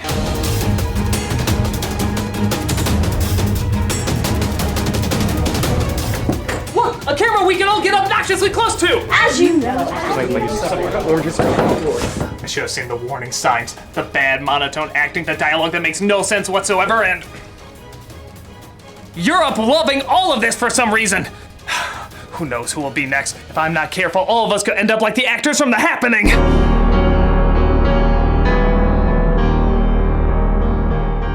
Based on a title so lazily vague that the film does everything in its power to justify it. There's something happening in a few states. Could this really be happening? Whatever's happening is happening population. Happening. Happening. Happening. Happening. Happening. Happening. The Happening has garnered a reputation as one of the most entertainingly bad movies ever made.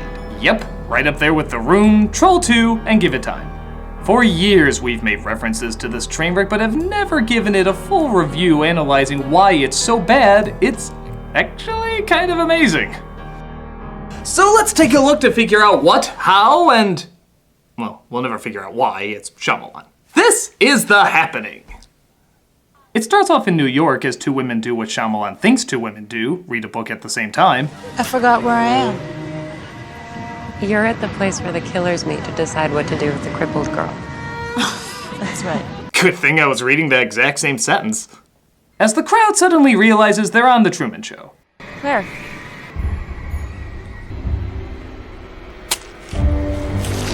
Well, that's what I would do if I found out I was in the happening. Just down the street doesn't seem to be much better. Christ, Mackenzie fell. Oh no, not poor Christ Mackenzie! But it's raining men as everybody's apparently committing suicide or having a hell of a time catching roadrunners. This leads us to our main character, Elliot, played by Mark Wahlberg.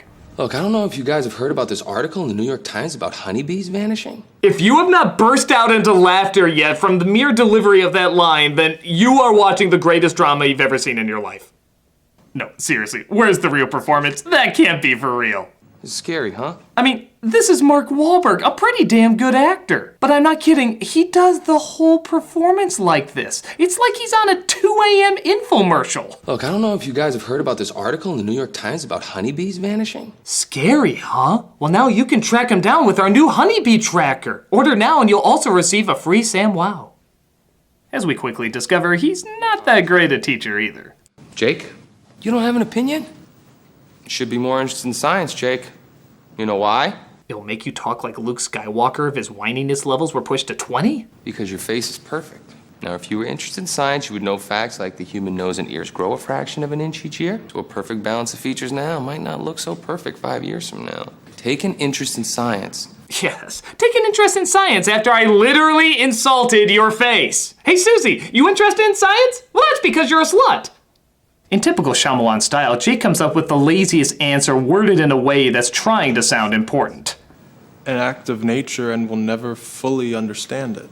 And that's how you got a D in this class, kid. Nice answer, Jake. Oh, nice answer, Jake. And science will come up with some reason to put in the books. I mean, we will fail to acknowledge that there are forces at work beyond our understanding. Yeah, great science teacher there. Something magic. Like all great scholars, he acknowledges that science is just a temporary solution for the real answer, which is just shrugging your arms saying, I don't know.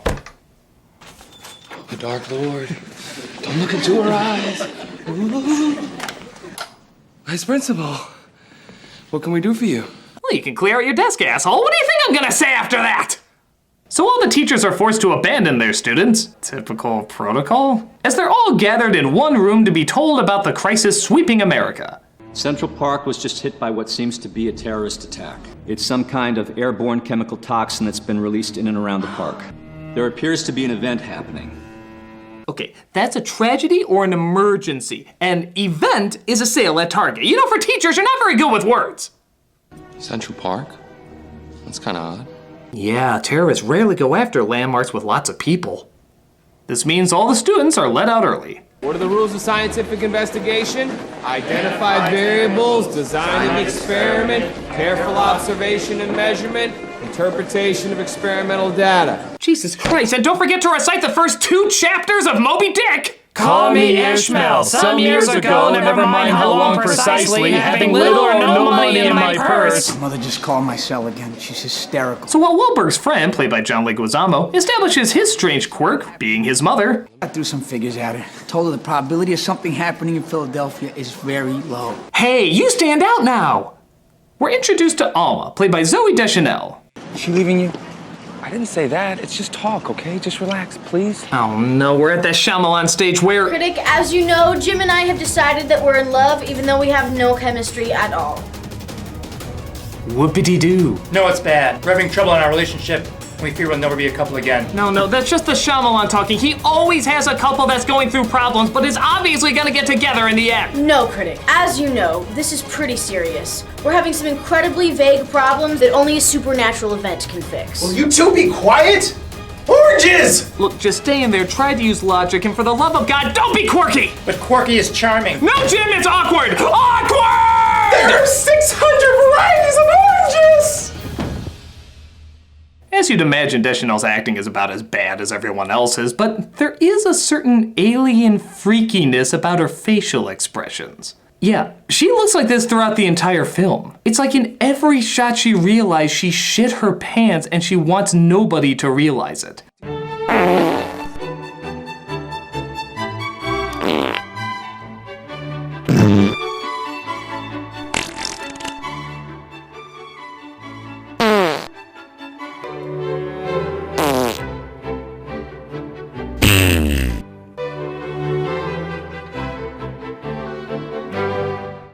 Her delivery isn't much better either. It makes you kill yourself. Just when you thought there couldn't be any more evil that could be invented. How do you even direct somebody to say a line that way? Alright, Zoe, I want you to act like you're deaf, but in saying this line, you're hearing yourself for the first time and you don't enjoy what you sound like. It makes you kill yourself. Just when you thought there couldn't be any more evil that could be invented. That was definitely a thing. So Wahlberg says he'll meet Deschanel and Leguizamo at the train station. Where's Alma? Restroom. Hey, Julian. Why the hell did you shoot it like that? Were you trying to make her look like a stalker? Hey, Julian. Hey, Delma. How you doing? Hanging in there. Typical 7-year-old response. Hanging in there. Still looking for a job, got those bills to pay. It's hard being a single mother. So while on the train, they're being told that the panic is spreading. You okay? They say Boston got hit too. Where'd you hear that? A friend from work. What about Yvette? Christ, that college girl who took theater as a blow-off class is acting better than you! The train stops suddenly as it looks like they're kicking everybody off. What do you mean? Where are we? Filbert, Pennsylvania. Does anybody know where that is? Hey, why would you just stop? You know, if you could take the whining of a dog and convert it into a language, it'd be this performance. Sorry. She whispers to us when she gets scared. We're so much the same, Jess. I don't like to show my emotions either. Yeah, to quote Wahlberg from earlier. Duh. With a capital. And the danger still seems to be spreading as one man says farewell to arms in the lion's den. Mother of God, what kind of terrorists are these? They're such hairy and yellow terrorists. They must be from the land of Oz. So everybody takes off as the virus seems to be right in their neighborhood, and Leguizamo decides to leave his daughter with Wahlberg so he can go back for his wife. Because things always turn out well for people who do that, right? She's gonna be a lot safer with you. I have to go. I got her, Julian. Don't take my daughter's hand unless you mean it. Oh, I'm sorry. Why don't you find another couple to look after the daughter you're lovingly abandoning? You're welcome, asshole! There's a car. Very good, Zoe. Now, can you tell which one's the plane? So Wahlberg's gang gets a ride with a guy who runs a plant nursery poorly located next to a nuclear power plant. Why do I get the feeling this is all streaming from there? Don't! Mr. Burns, I'm afraid I caused the happening. Simpson, you idiot! Now we're trapped in an M. Night Shyamalan film, and not one of the good ones! Either of them! They're collecting a few things before they go when this bit of strangeness is said. We're packing hot dogs for the road. You know, hot dogs get a bad rap. They got a cool shape, they got protein. You like hot dogs, right? Brought to you by hot dogs! Want to be less cautious about where your meat comes from than chicken McNuggets? Hot dogs! I think I know what's causing this. You do? It's the plants. Wait, what? It's the plants. They can release chemicals. Wow. That's actually the twist of the movie. It's plants. I know it seems like I'm giving some stuff away early here, but the movie is giving some stuff away earlier here, so what do I care? We're not even 1/3 into the film and you already gave away the big twist. You like hot dogs, don't you? Followed by that! Do you need to go back to Film 101? I think most people know this. You don't give away the twist before you give away the twist! You wouldn't open Citizen Kane with, "It's a sled." It's kind of a no-brainer. Critic, as you know, we think we know what's caused this shamalization. Okay, what? The walls. No, we're not doing that. As you know, it makes a lot of sense. If they use lead paint. No, even for a parody, we're not doing that. You know, oranges typically contain 10 segments. Maybe one of them contains shamalization. Fine, make a connection to that, but we're not doing goddamn walls! How are we supposed to make oranges the twist? I don't know. If the freaking Giving Tree can be an antagonist in a movie, why can't oranges? Now get cracking! You guys like oranges, right?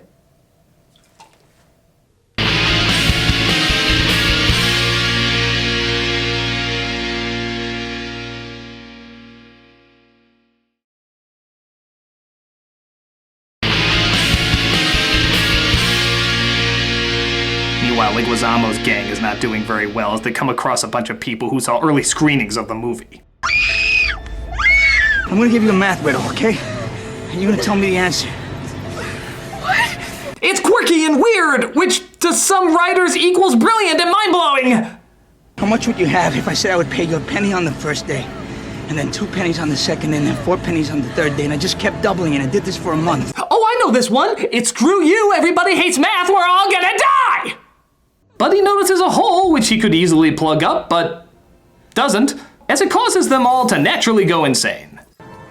My name's Luigi Mario. I'm a Puerto Rican Italian raised by a British Italian who's both my father and my brother. I'm fighting a germaphobe dinosaur who's turned Lance Hendrickson into a mushroom and thinks ordering a pizza is funny. Wahlberg's gang runs across a guy from the military who also isn't sure what direction to go. There's a town about 8 miles behind us. There were bodies on the road into town. Cheese and crackers. Were you just hungry when you wrote this? Cheese and crackers, hot dogs, honeybees. Was it sponsored by the Food Network? But our weird Shyamalan one-shot reveals that other people are confused where to go as well. So they travel in one large group, but one woman gets a call from her daughter in Princeton. Tell her not to go near the window with the tree. Just tell her. Baby, don't go near the window with the tree. Ask her if Princeton's been affected. Oh, ask her if she likes hot dogs. Honey? Honey, you're talking funny. What's wrong with you? How can you tell? Nobody's acted normal in this movie since it was greenlit. So everybody tries to figure out where to go next.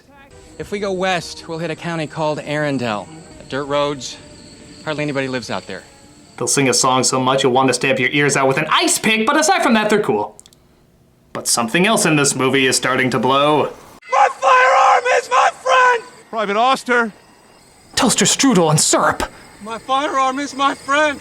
Oh, ketchup and hash browns, rat feces and Denny's. No. I don't know. The toxin? Why do you say things like you're on a kid show where the kids are supposed to answer back? Look, I don't know if you guys have heard about this article in the New York Times about honeybees vanishing. Nice answer.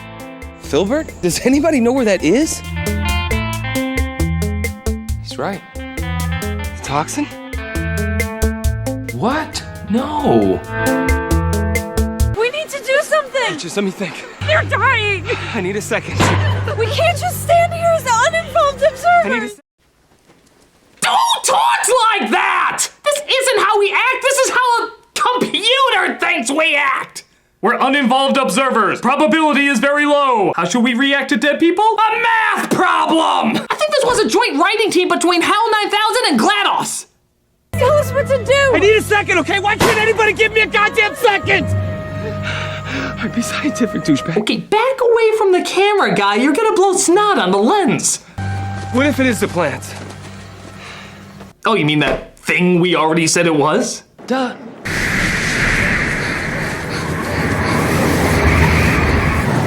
NTM, what a twister! What a twister!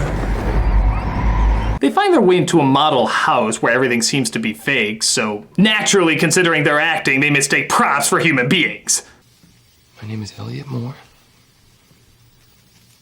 I'm just going to talk in a very positive manner. Yeah, this is happening, people. We're just here to use the bathroom. And then we're just gonna leave. I hope that's okay. Until then, I hope you don't mind if we put these folks on our most wanted list. Nothing against your kind, but if there's anything we Americans like, it's racial profiling. But another group of people are coming, so they run past this obvious metaphor, fearing that the group will become too big and they'll get infected. Though, again, the way they're talking, how can you tell they're not affected? You got kids? No, How come? You got a problem? she wanted to wait. You need to take personal responsibility for yourself in a relationship. Hey, that's not a toy. It's got meaning to me. So, the kids are talking about a meaningful relationship while the adult is whining to be given his toy ring back. Is Shyamalan dyslexic with age numbers? Does he constantly get them backwards? So after Zoe admits she had tiramisu with a guy late one night, and of course she mentions it was tiramisu because I just assumed this was all written at a buffet somewhere, Wahlberg decides he wants to confess something too.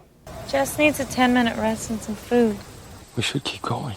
If we're gonna die, I want you to know something. I was in a pharmacy a while ago. There was a really good-looking pharmacist behind the counter. Didn't you just say you should keep going? This doesn't seem like the time for pharmacy store confessions. I went up and I asked where the cough syrup was. I didn't even have a cough. And I almost bought it. Oh no. So they decide to drop by a house. Is there any way we could get some food? We have a little girl, we just want to get her some food. You best leave now. Come on, we're talking hot dogs, tiramisu, and cough syrup. We need some real conversations out here. You ain't gonna bring that poison gas in here with you. Sir, it's not poison gas. Even if there was, all your windows are open. Duh. We're perfectly normal. On Blackwater, keep on rolling. Mississippi moon, won't you keep on shining on me? See? We're normal. You are the laundry list of not normal. Everything you're doing is being written down in a book called How Not to Be Normal. There is literally a chapter called Seriously. I can't make this shit up.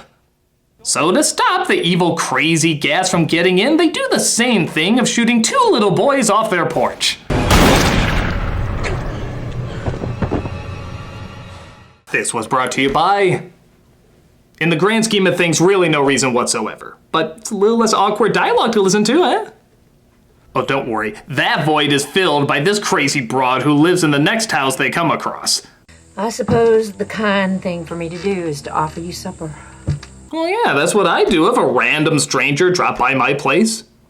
Why you eyeing my lemon drink? I ain't gonna ask you again.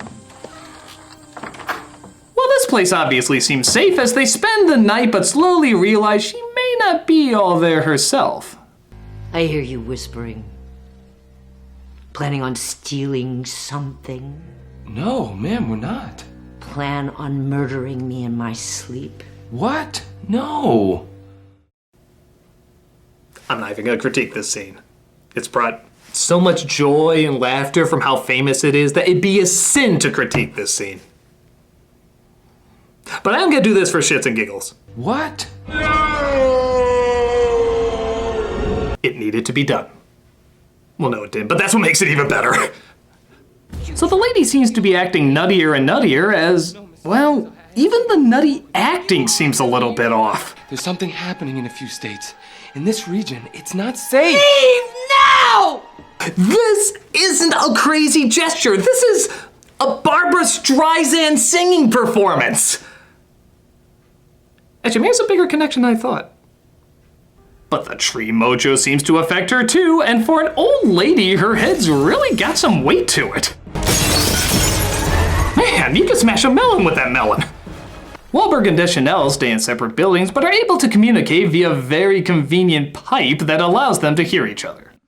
It's too dangerous to go outside, isn't it? Yes. This is the end, isn't it? Man, you're fast to give up. It hasn't even been 2 minutes yet, and already you're like, this is the end, this is the end. You know, movies can go past an hour and a half, though I'm begging you not to. You remember our first date? You bought me the mood ring. It turned purple when you wore it. But then we checked the little paper chart and it turned out that purple meant I was horny. Always good to teach the kid new vocabulary words. Next, talk about how you're putting together your bondage swing. And I swear, I'm not kidding. I actually timed this. They wait literally just 3 minutes before they decide they can't take it anymore and they go outside to die. Yeah, 3 minutes. They dragged the kid out there too. Man, Leguizamo should have been more specific with that demand. It shouldn't have been... Don't take my daughter's hand unless you mean it. What it should have been was... Don't wait the length of microwaving a burrito to sacrifice my daughter to tree demons. You'd think that'd go without saying. Should have been the length of microwaving a Hot Pocket. But, get this, it stops just at the point when they walk outside. I think. The actual surprise of this ending is kind of hard to follow. The name of the location pops up when it shows they're okay. Well, does that mean they were in a safe place the whole time? If so, why did that woman kill herself? I mean, sure she was crazy, but what are the chances she'd had the exact same craziness that makes you walk backwards and off yourself after doing so? Kind of a long shot. But then, just to make things more confusing, they say this. The event must have ended before we went out there. Well, wait, why show us the location at that exact time then? what did it matter? What was the real answer of what happened here? Is this like Clue where we're supposed to guess our twist ending? And yes, by the way, that is the ending. It cuts to 3 months later, nobody has any idea how or why this all happened, but Deschanel is pregnant. Because that's what this was all about? How does that make any sense? How does any of this make any sense? It's like trying to figure out how Shyamalan keeps coming back in my reviews even though he keeps dying, right? Right. Right. Crap! Get out of here, Shyamalan! In a moment, I want to see how my tropes are coming. Any new developments? Yes! As you know, Jim and I have solved our problems using symbolism. And my strange quirk is saving the day! And we did it all in one shot!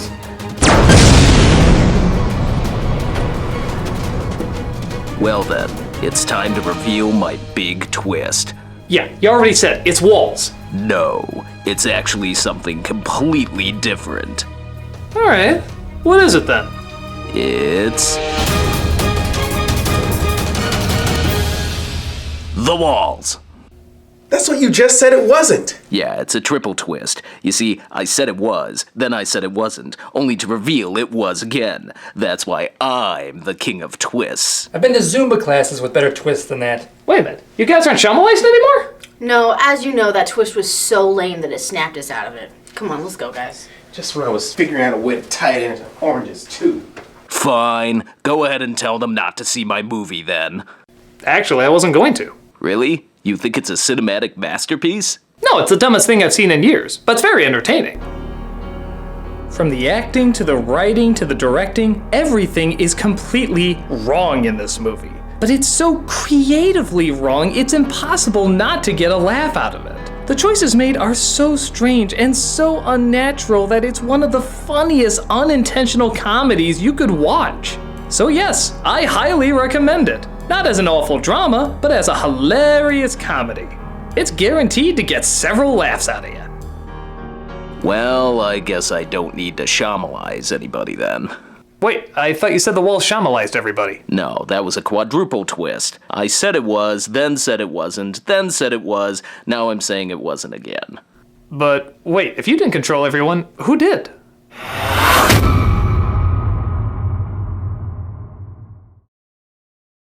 Why does everybody keep on hiring me? All of my work is shit.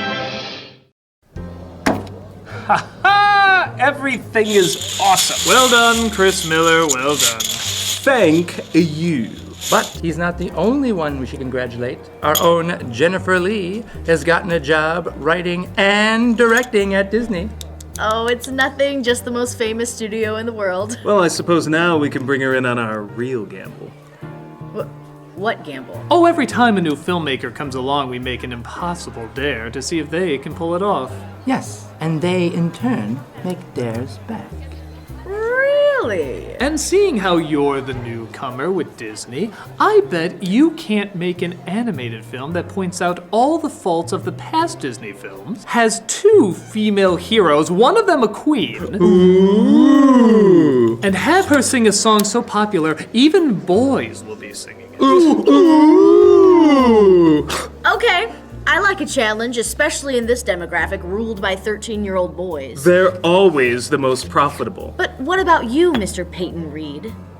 What about me? If I achieve that, then you have to make a successful superhero movie where the hero shrinks down to the size of an ant.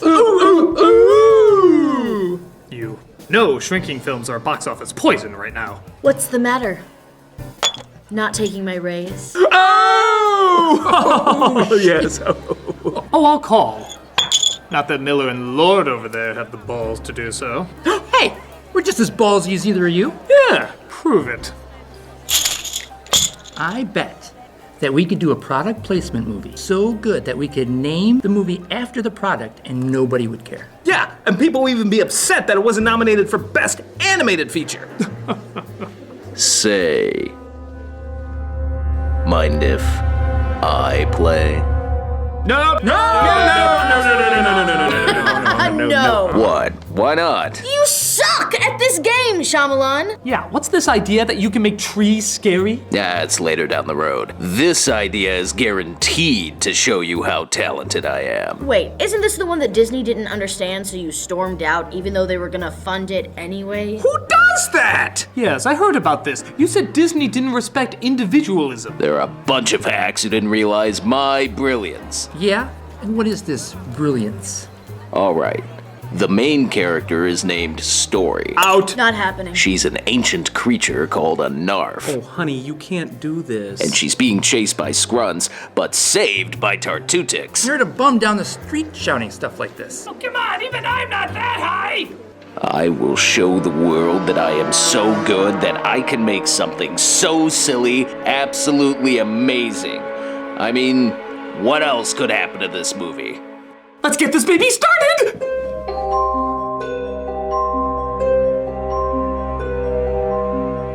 When many people see The Happening as Shyamalan's funniest so bad it's good film, I challenge them with the absolute mad ravings of Lady in the Water. Sure, it's slower and doesn't have quite as many silly performances, but the story is so insane, so ego-stroking, so freaking bizarre that if a well-known filmmaker's name wasn't attached to it, you'd swear it was written on the walls of a mental institution. There's so much to talk about, so let's not waste any time. Let's end Shyamalan month with my favorite bad movie of his, Lady in the Water. It starts off with the backstory of this seemingly simple fable. Once, man and those in the water were linked. They inspired us. Man listened, and it became real. But man does not listen very well. You just said they did. Man's need to own everything led him deeper into land. The world of man became more violent. War upon war played out, as there were no guides to listen to. Well, if they're so good at guiding people, how did they let this happen to begin with? A handful of their precious young ones have been sent. There are laws that are meant to keep the young ones safe, but they are sent at great risk to their lives. But wait, if there's laws to keep them safe, then why would they be at great risk? Sometimes men take matters into their own hands. That's not what you said, movie represented now by Jack Nicholson performance. You said they were safe, but now they're at great risk. So they shouldn't be in any danger, should they, movie? You snotty little bastard. Why don't you just end with how every humanity sucks story ends, saying how man has forgotten how to listen? Men have forgotten how to listen. Show us the way, movie. We know you have it, even though in the first 2 minutes you already have tons and tons of problems, but we have faith in you. We then cut to Paul Giamatti. He's some kind of creature. Tell her it's not a creature. There's no such thing as creatures. A creature's just something you can't identify. Like the tone of this movie. A new tenant seems to be staying at the Cove, an apartment complex Giamatti works at, and he's a movie critic named Mr. Farber. Mr. Heath! Buenos dias. Mr. Farber, this is Youngsoon Choi. She lives with her mother in 8A. She's a student at the university. Hey, if Shyamalan would be nice enough, maybe he'll cut to a shot that actually shows her face. Nope. Well, at least he held on a shot for a while. That automatically equals genius, you know. But not as genius as talking directly into the camera. Another typical Shyamalan trope. Tell him it's like an experiment. I'm like a scientist. It's fascinating how greedy one can get with their artsiness. In most movies, these kind of shots are used sparingly to establish mood. But with Shyamalan, he uses it like how the director of Battlefield Earth uses tilted shots. Weird angles sometimes. Weird angles always! We're brilliant! We're brilliant! Oh, we do the brilliant dance! But who cares? It's time to figure out what stupid quirk this guy has. Because as always, any quirk, no matter how stupid, always equals a developed character. Let's see what we have in our kitchen. Let's see what we have here. You like hot dogs? Expired water? Ah, here we are, working out half of your body for no reason. Most people say, hey, what's wrong with you, Reggie? Why are you only working out on one side of your body? Remember, it doesn't need to make sense. You just have to say that director has a style, and therefore it's good. It's the law. Hey. Hey. It's a well-composed shot there. That looks effortlessly done, like there was no effort put into it whatsoever. It's almost as good as this one of Giamatti ending his day and the camera slowly tilting up to reveal Absolutely nothing! You know, something visually interesting there might have been nice. Was even the moon like... No, hell no, I'm not being in this shit. Mermando? No, but trust me, it's something just as equally ridiculous. He goes out to the pool to inspect when... he was underwater, now he's not. Now he's back underwater, now he's not. Now he's out of the water, he slips, he goes back into the water, tries to get out, says nah, and he's suddenly in his room. Well, that was as easy to follow as a moth in a snowstorm. There does, however, seem to be a wet, naked woman in his room. No, not this again. Or at least this one's alive. Where are you from? Do you feel an awakening? Is that like a happening? Why don't you just replace all your dialogue with, do you feel an ing-ing-ing? I don't even know your name. My name is Dory. Oh yes, you heard that correctly. It's that kind of movie. I have two siblings, an older sister named Long Story and a younger sister named Short Story. I have a very honest mother we named True Story, an aging father named Old Story, a dead grandfather named Ghost Story, and for some reason all of them remind me of my two pets, Cock and Bull Story. What I'm trying to say is, that name is stupid. So he gives her a shirt, turning her into a cover story, and sleeps the night away holding her in his arms. Because this really wasn't creepy enough yet. Tell me who in the world are you anyway? Didn't catch that? Yeah, you did. The name of her species is Narf. And not only that, they say this word all the time like it's a totally common name. If a Narf... 1,000 Narfs. The Narf has come. The Madam Narf. Narf? A Narf. What was Blaff already taken or Plonk? Look out! We have to save the Nyanyanyas! They're on the run for the Kerplockety blocks! Bitch, you for real? He tries to carry her outside, but sees a wolf waiting in the distance. I serve the nothing, which apparently this film has an abundance of. What? What's going on? What? Pull! Oh my god!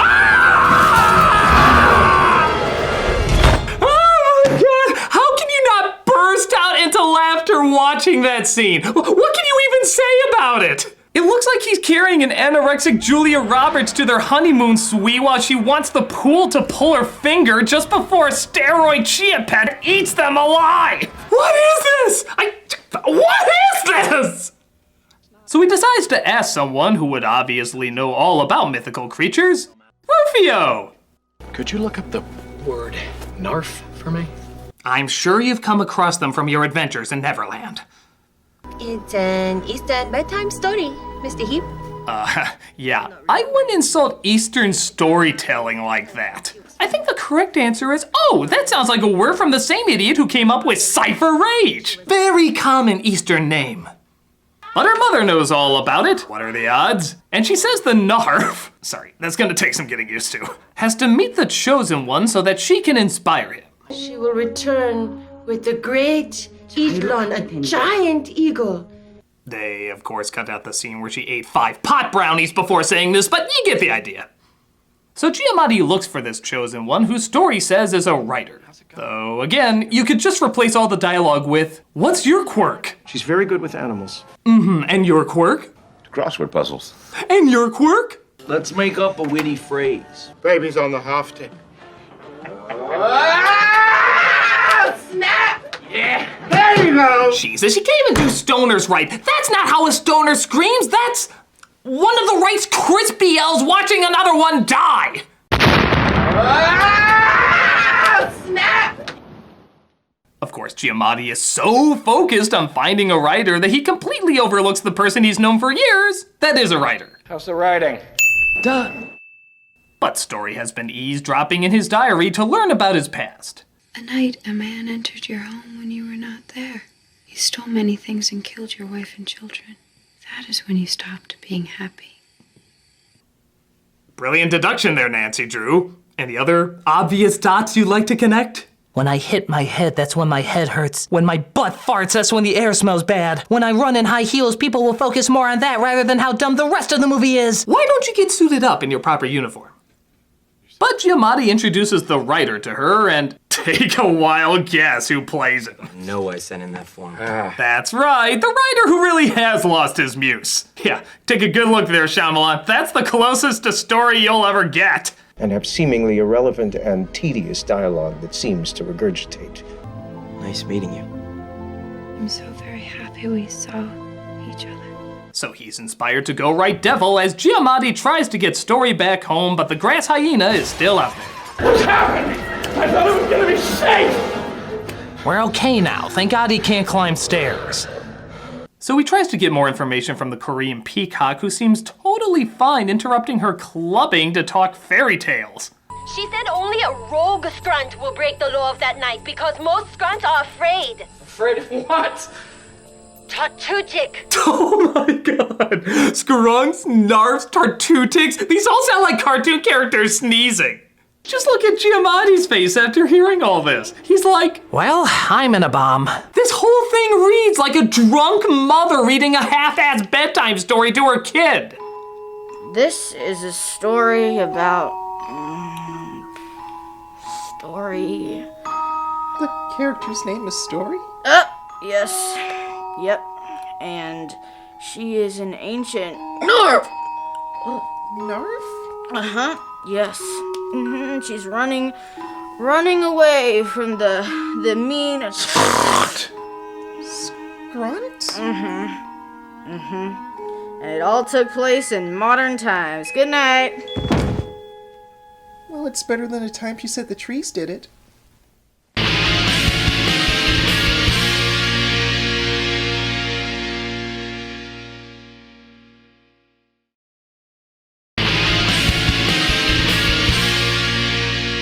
So, fearing this story is sounding 100% like coke ravings, Korean Britney Spears brings back the dramatic tone. Just try to listen to this with any hint of seriousness. 1,000 Nofs is about a rare Nof who comes once in a generation of a Nofs who is called the Madam Nof. A scrunt will do anything to kill a Madam Nof, even forget his fears of the Tartutic. But it is the Madam Nof herself. Will she know that she's a Madam Narf? Okay, I'm sure Shyamalan is hearing this really intense, dramatic story, but to the rest of the world, all we can hear is 1,000 Nofs, a rare Nof, the Madam Nof. Kill a Madam Nof, the Madam Nof herself. Will she know that she's a Madam Narf? Once in a generation of a Nofs. I would give anything if the twist to this movie was that the entire time it was Pinky and the Brain trying to take over the world. Literally, every single problem would be fixed if they just do that twist. It's a Warner Brothers movie, make it happen! Speaking of which, the master writer himself is told that his writing is going to change the world and give inspiration, I shit you not here, to the future president. This boy will become leader of this country and begin a movement of great change.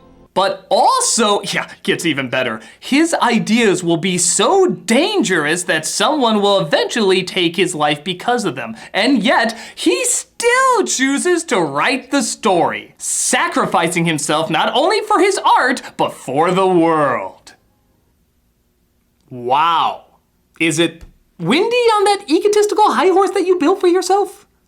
I mean, Christ, you can see his boner growing with every praising word. He will speak of you and your words. Your book will be the seeds of many of his great thoughts. It will be the seeds of change. Ooh, now that's a messy story. So Giamatti is told that Rufio's mother will only tell the rest of the story if she can see him like a child. You have to make her see you as a child. Innocent. So, I can't even. Just watch.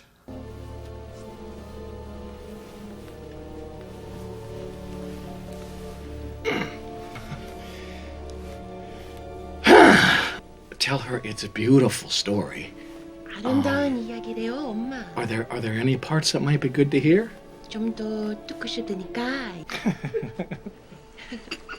Okay, so let's say this represents the world of sanity, and this represents the edge of sanity, and this represents the world of insanity.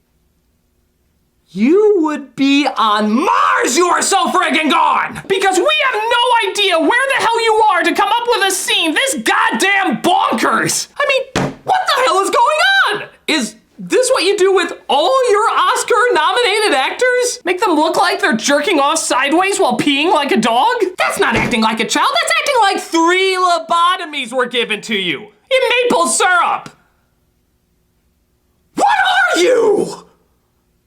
So the NARF can't say anything about her world for reasons, but it's okay because she touches her ear to answer yes or no questions, as that doesn't count for reasons.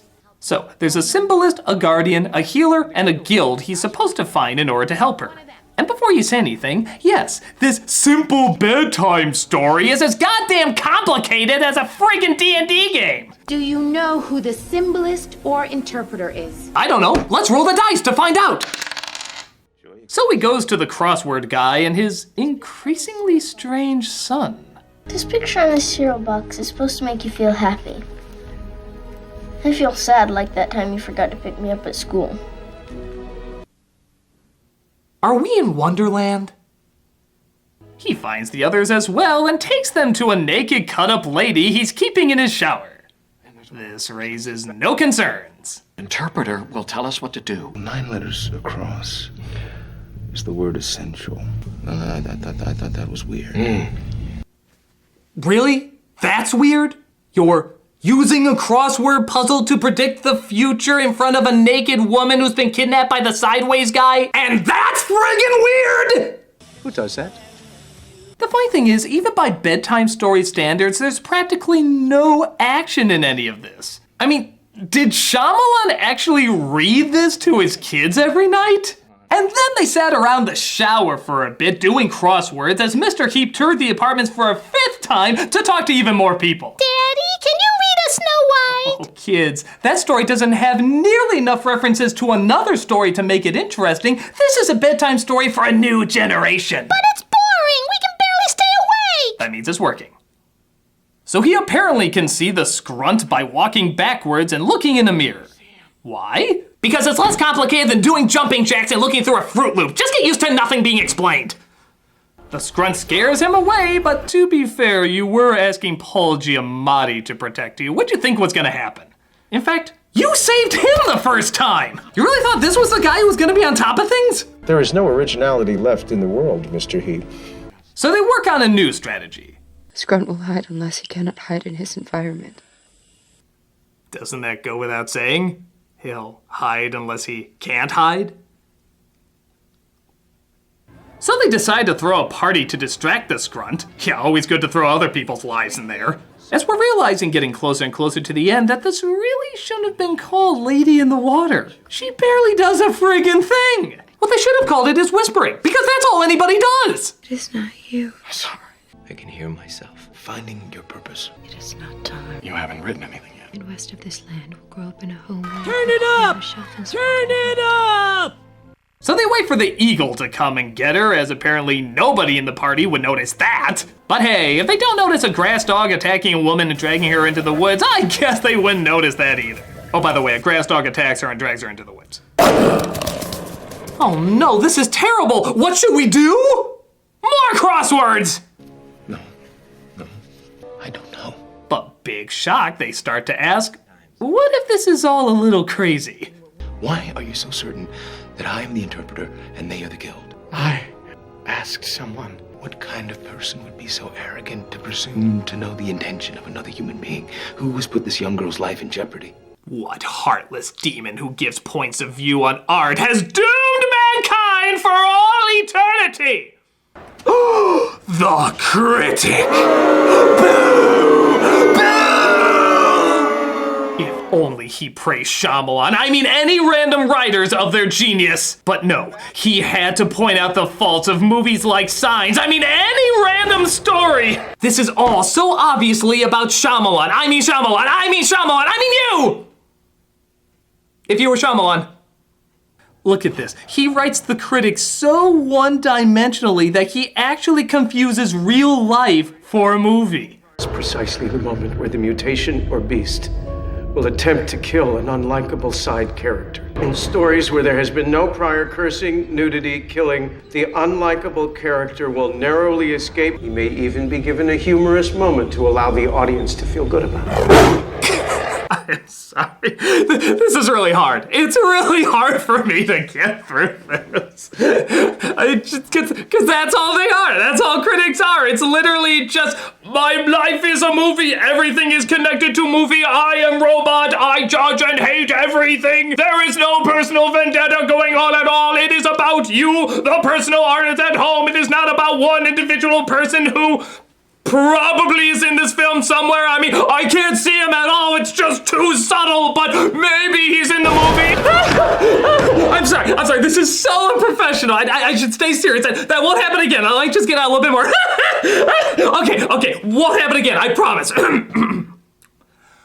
So, after that stellar satire of criticism, really SNL worthy, they start to wonder if anyone else could possibly be the interpreter. The hands of the guild will be needed plus 2 others. It is a ceremony of 7 sisters. Sisters? The guild is women? You will need a man who has no secrets, and one whose opinion is highly respected as witnesses. Touched together with their hearts as one, to bring strength to the moment. Nice, Julie. You will need a man who has no secrets, and one whose opinion is highly respected as witnesses.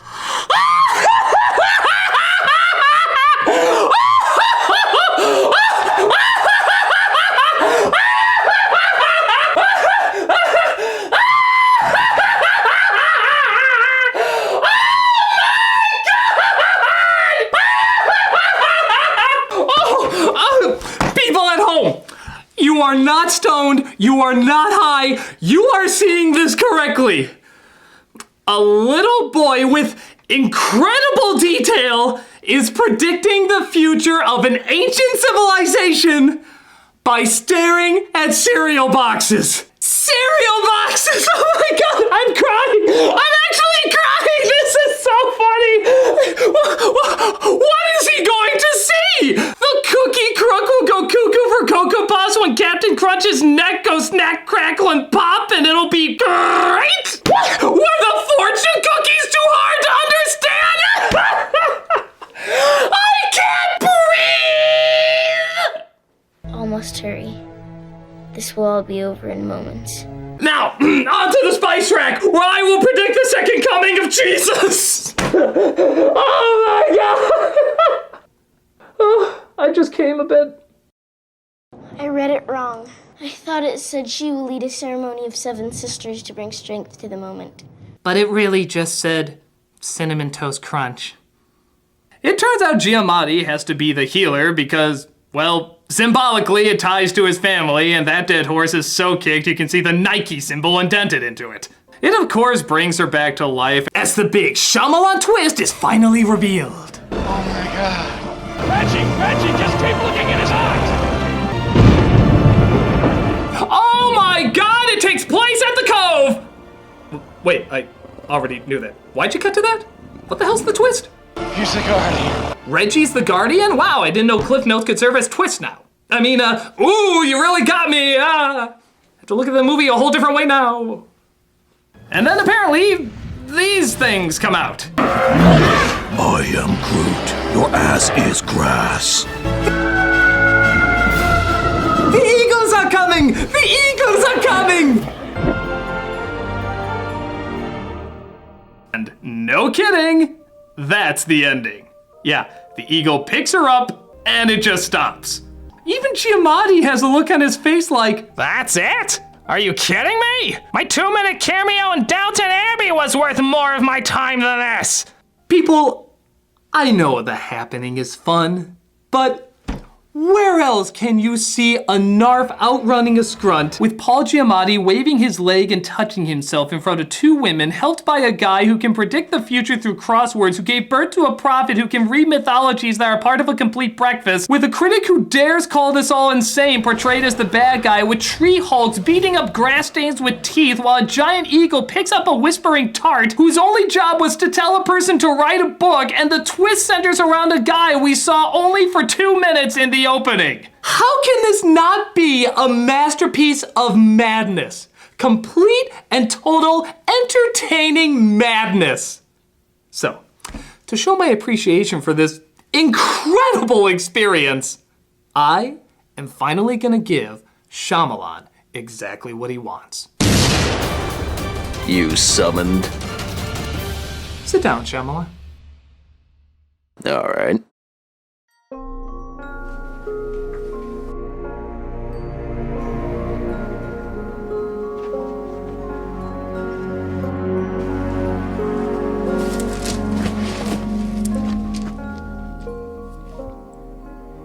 Tell me about your genius method in making this film. Really?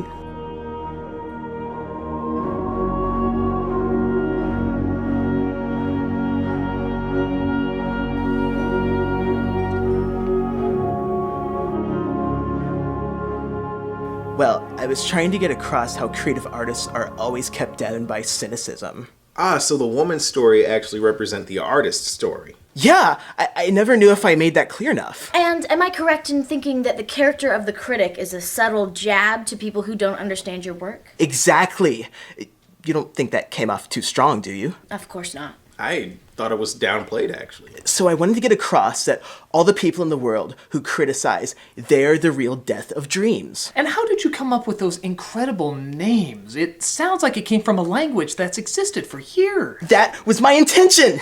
You see, I'm a big fan of creating other worlds, and other worlds have different sounding names, so I said to myself, what sounds weird and otherworldly? A narf. You just hear that word and immediately you think a beautiful woman.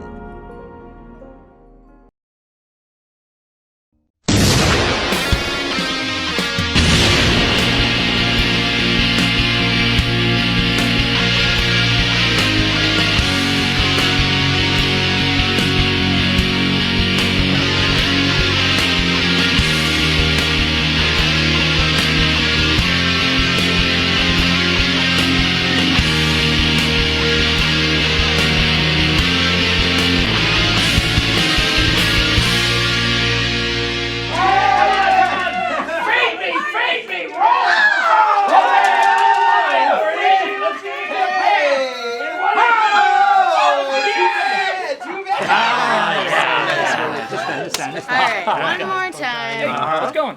Oh, Shyamalan dice. You said that like it's a thing. It is a thing. So, you know how Shyamalan writes and directs terrible movies? And Ghost writes. The blame must be shared for She's All That. Well, they've been so hit and miss lately that people are saying they're literally a roll of the dice. Oh, so now we literally roll the dice. Sounds like fun. What's up? The Visit. Oh, okay. I got 200 saying it's bad. Yeah, All yeah, right, yeah, John, man. The Visit. That's bullshit. Double or nothing. What's up next? Split. All right, that's got to be bad. All right, James McAvoy is crazy. Jane, no way that was gonna be good. All right, triple or nothing. What's next? Glass. Glass. Okay, I'm gonna say that's good. Oh, half and half. I'll take it. You think Split would have rolled like that? All right, what's the next one? Servant. All right, I'm gonna say it's good. All right. I guess nobody saw it. Yeah, but it's on its third season. I'll just say it doesn't count. What's next? Old. Oh, that's gotta be good. What? That's gotta be bad. Let's roll and find out. Roll! Yeah! Wait a minute. It rolled bad, but it resulted in a Vincent van Gogh painting. Exactly. We all win. Huh? It rolled bad, but it's so bad it automatically created a masterpiece. Oh, so who gets the money? Shyamalan. Thank you.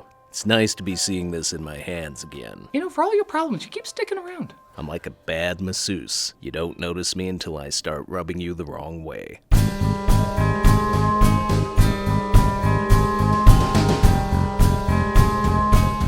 Based on the graphic novel Sandcastle, Old was released in July of 2021 and is certainly a return to form for M. Night Shyamalan.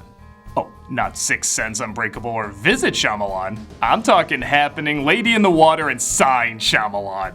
The so bad it's entertaining for completely different reasons gold.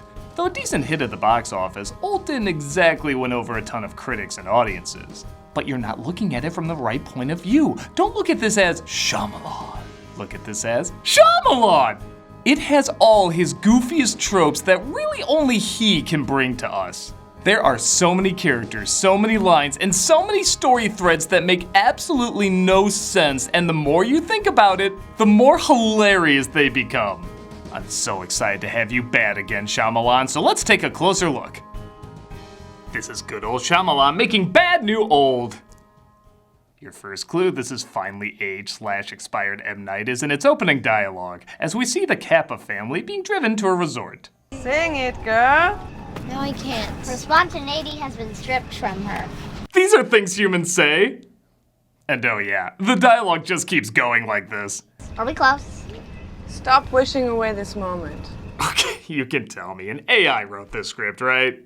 That was the assignment. A computer writes a Shyamalan script. It's like, insert statistic that has a lot of numbers here. There's 250,000 furniture-related injuries in the United States per year. I love as technology is evolving, we're de-evolving. This is Priska, played by Vicky Creeps, with her husband Guy, played by Gail Garcia Bernal. Both these performers have been wonderful in other films, but that was before the Shama wand was waved, and like magic, they now talk like one of those text-to-speech apps. You don't know me.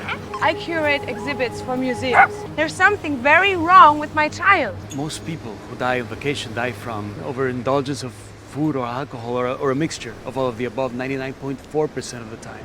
Don't worry though, they're quickly overshadowed by the kids, Trent and Maddox. Particularly Trent, who just so happens to love asking strangers who they are and what they do for a living.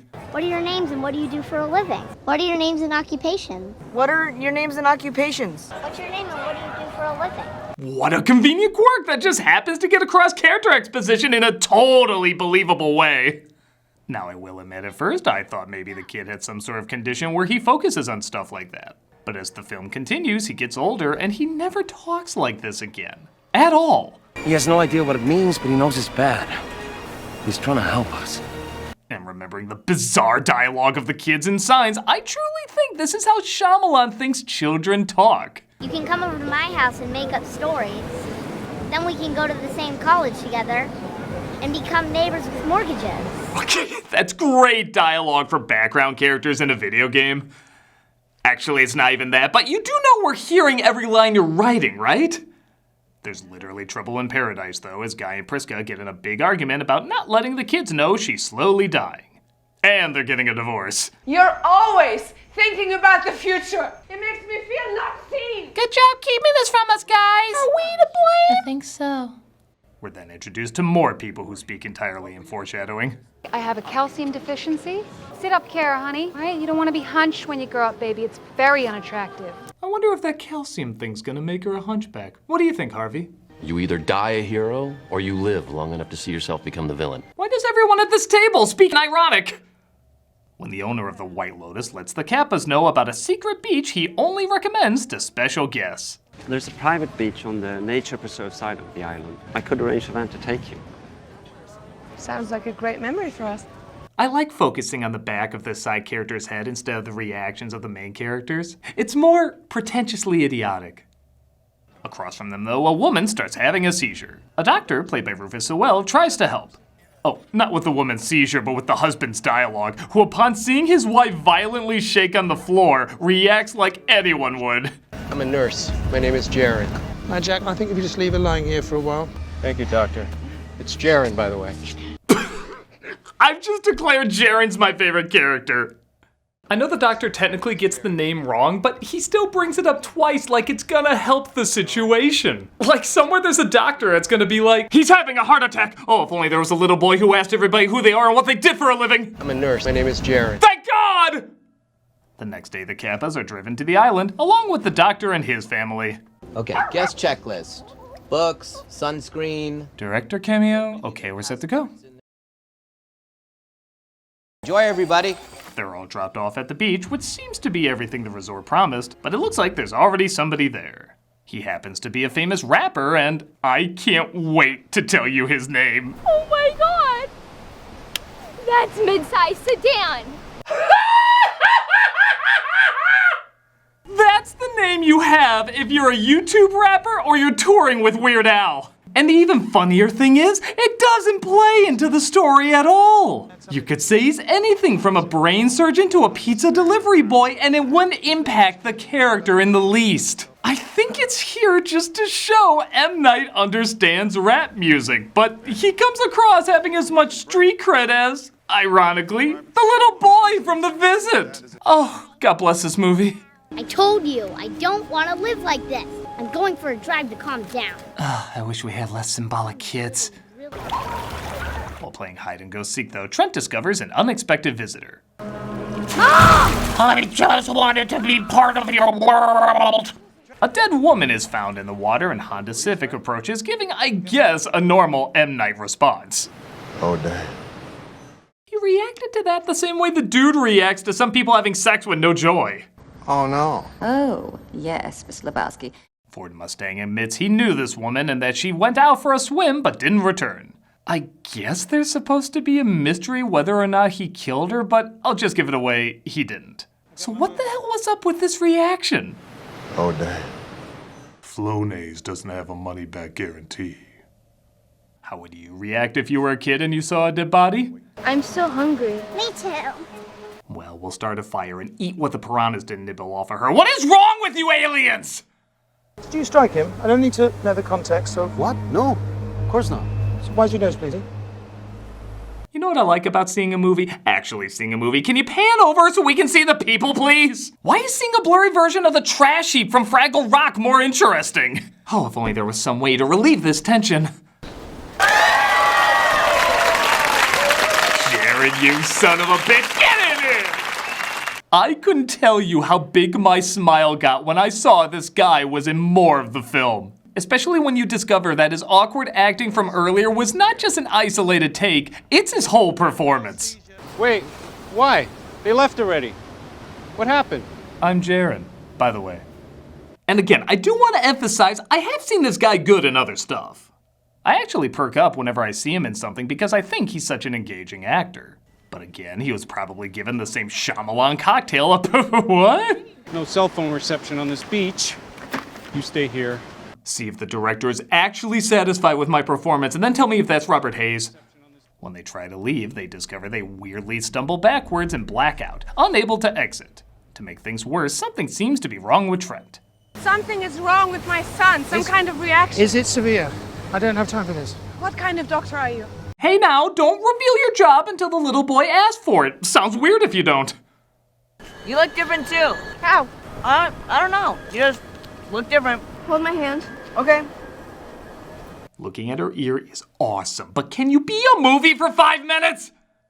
Things get even worse when the doctor's mother stops breathing and eventually dies.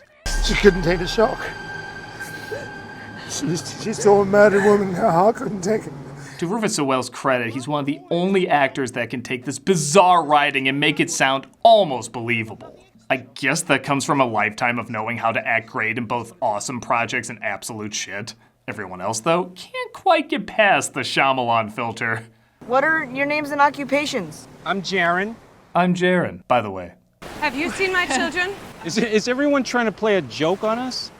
What? Aren't these your children?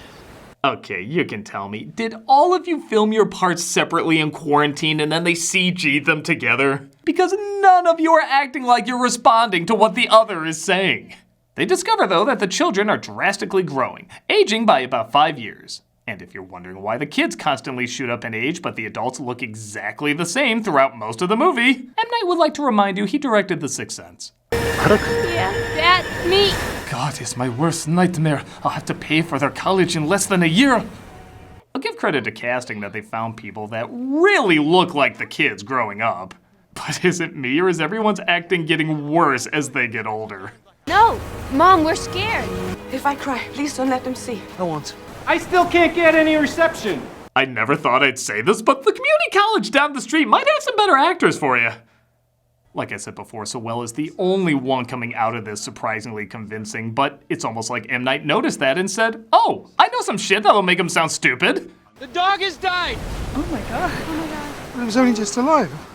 That is a joke line. That is a joke line. They almost used the exact same wordage in the comedy Blades of Glory. Remember how they used to be alive? But oh, you think the kid asking for name and occupation was forceful? One of them suggests standing in a circle explaining who they are. Why are you here?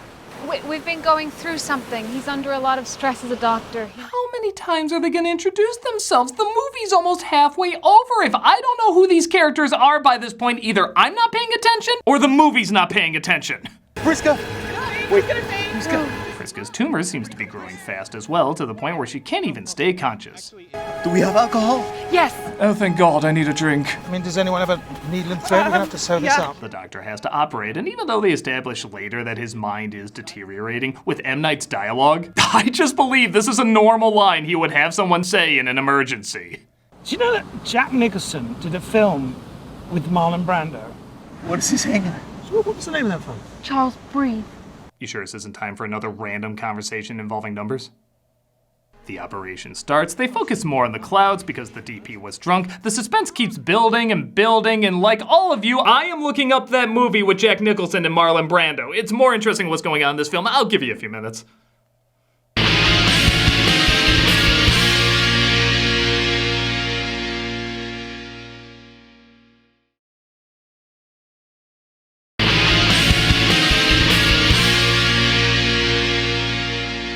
Taken out of Priska, the wound seems to heal up abnormally fast, the children grow even more, but most importantly, Missouri Breaks was the name of the movie with Jack Nicholson and Marlon Brando. I'm sorry, so far that's the most fascinating thing I've gotten out of this film.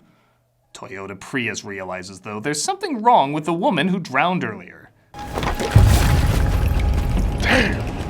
I think you mean, oh damn. She turned into the ribs from the end credits of Flintstones, and they're panicking more and more about what to do. As the kids continue to get older, Trent finds certain urges are growing for the doctor's daughter. What's happening to us? I think we're just growing. I don't feel the same. It's weird. Both your left eyes are acting great. Is this movie allergic to showing performances? Jaron has a theory that it's the rocks that are causing them to age. Sure, because trees were great. Sorry, this is nonsense. Let's not shut down everyone's experience. Experience? What are you writing the Yelp review right now? What makes you think I slept with her? I'd say she's about 5 months pregnant. What? What? Why do I have the urge to high five but flee at the same time? She instantly starts to give birth, and the doctor isn't able to help because, well, I think he just figured out what movie he's in. I used to see you in our neighborhood. Who are you? Jaron reacts the same way you would think Jaron would react. I'm Jaron! My man, you are this generation's I'm Spartacus! The baby instantly dies, though, as it's unable to survive the rapid changes on the beach.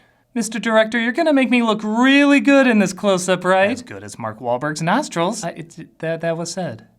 The doctor goes absolutely insane, though, and takes out all his rage on Mercedes-Benz. He's gone. He's been impounded. The group just keeps their distance from the doctor, and Jaron says he's gonna try and swim for help. Watch him! Make sure to tell the world my story, that I'm Jaron. And I'm Lloyd. God damn it. It's here that Priska reveals that through their rocky marriage, she had an affair. Was there someone else? I found out about his tumor, and I got scared. I got scared onto another penis. Maddox takes it, well? Be strong for everyone. Really, I legit don't know if that counts in Shyamalan Land as taking it well. But she finds out her and Trent have something in common. They're a magnet for floating dead people. Oh no, it's... Oh, what was his name? Jaron bites the dust, and it looks like the doctor's daughter follows as she tries climbing out, but gets dizzy and falls.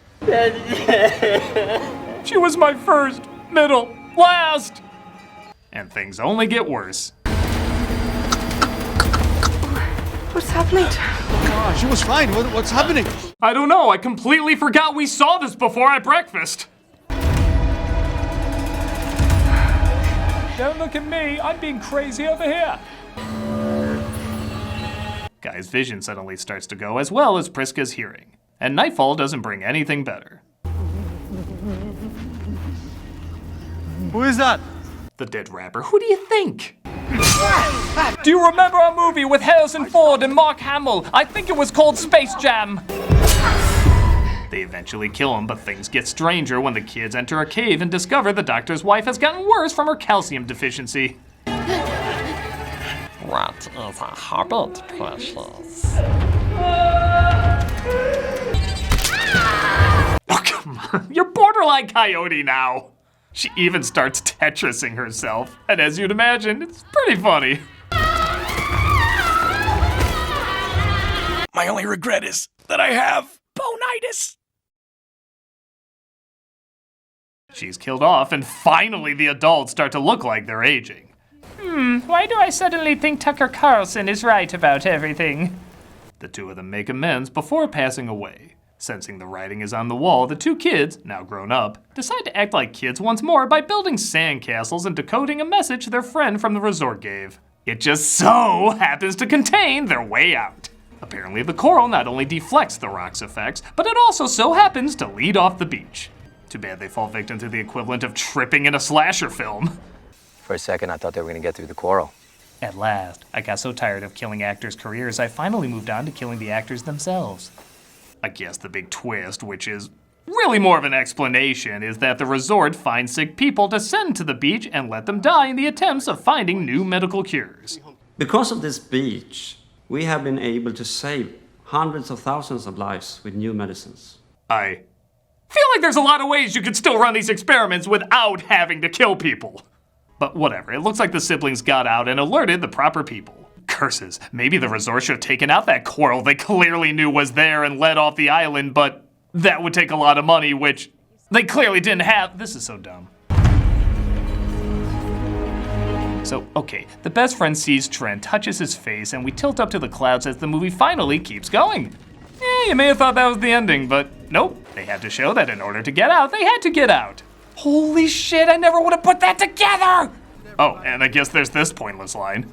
How's she handling things? How would you feel if a 50-year-old man called and told you he was your 6-year-old nephew? Again? Yeah, I don't know why it chose to end there, even though it had a perfect spot to stop already, but Jesus, when has anything about this movie been normal?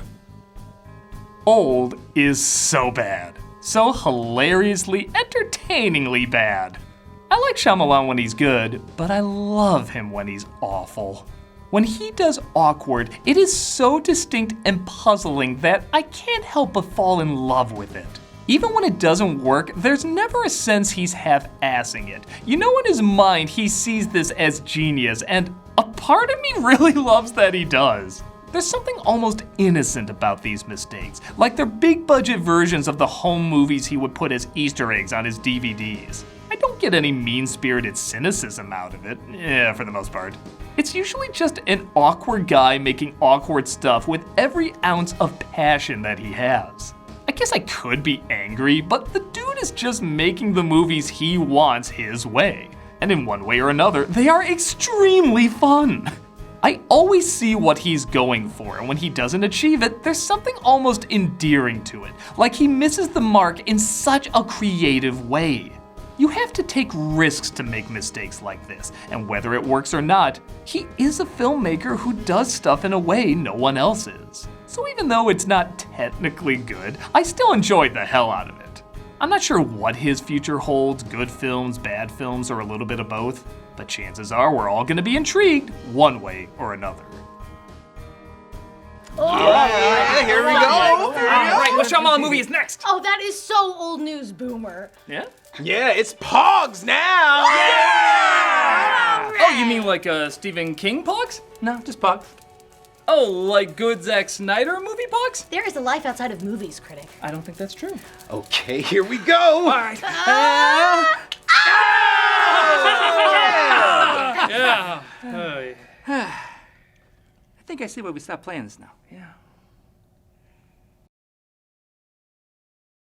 What are your names and occupations?